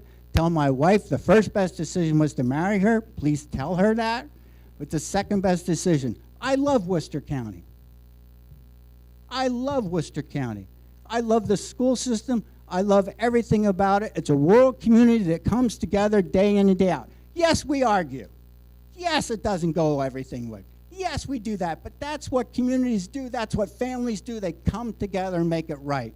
So I'm hoping that somehow, some way, we can get past this whole rigmarole that we've been through this last, whatever, 6 months or 4 months or whatever happens to be. Because I can't take it anymore. It's deja vu all over for me back to 2003, or whatever happens to be. So I'm hoping we can find a path forward. I'm hoping that we can send a message to the state we're tired of getting 34 cents. We want our dollar. We want our dollar. All politics is local, and sometimes politics becomes personal. And my experience has been, whenever politics becomes personal, it doesn't help anybody. It doesn't help anybody. In this last 4 or 6 months, it's become personal. So I'm hoping at some point in time, the president of the county commissioners, the vice president of the county commissioners, the president of the Board of Education, the vice president of the Board of Education, the county administrator, and our superintendent of schools can sit down and have lunch. I'll pay for it. Can sit down and have lunch and try to work this thing out. Because we can't go on like this to maintain the system that we have today. It just can't happen. So I apologize for taking up too much time today. I apologize for going on. But I love this county. I love this community. I'm from here who came here, and I'm going to stay here. And my ashes are going to be spread here at some point in time, but I hope it's not tonight. Thank you. Thank you, Dr. Anderson. Yes, Mr. Smack. Well, I'd like to thank all of y'all coming out this afternoon to speak. Donnie, speaking to your mic so that Yeah, we can hear you. I'd like to thank all of y'all that came out this an afternoon to this meeting, especially the student reps. I'd like to thank, in May, we had Mother's Day, and June was Father's Day. I love all of the mothers. I love all the men, too. But I must say this. I've been in the system for 30 years. And I know Vince for a long, long time. Along with Dr. Handes and Mr. Taylor. I never speak bad to you, Vince. Matter of fact, I had tears in my eyes. Because you did a very good job in managing the budget. Very good job. We're all taxpayers. And matter of fact, Berlin has 2 taxes.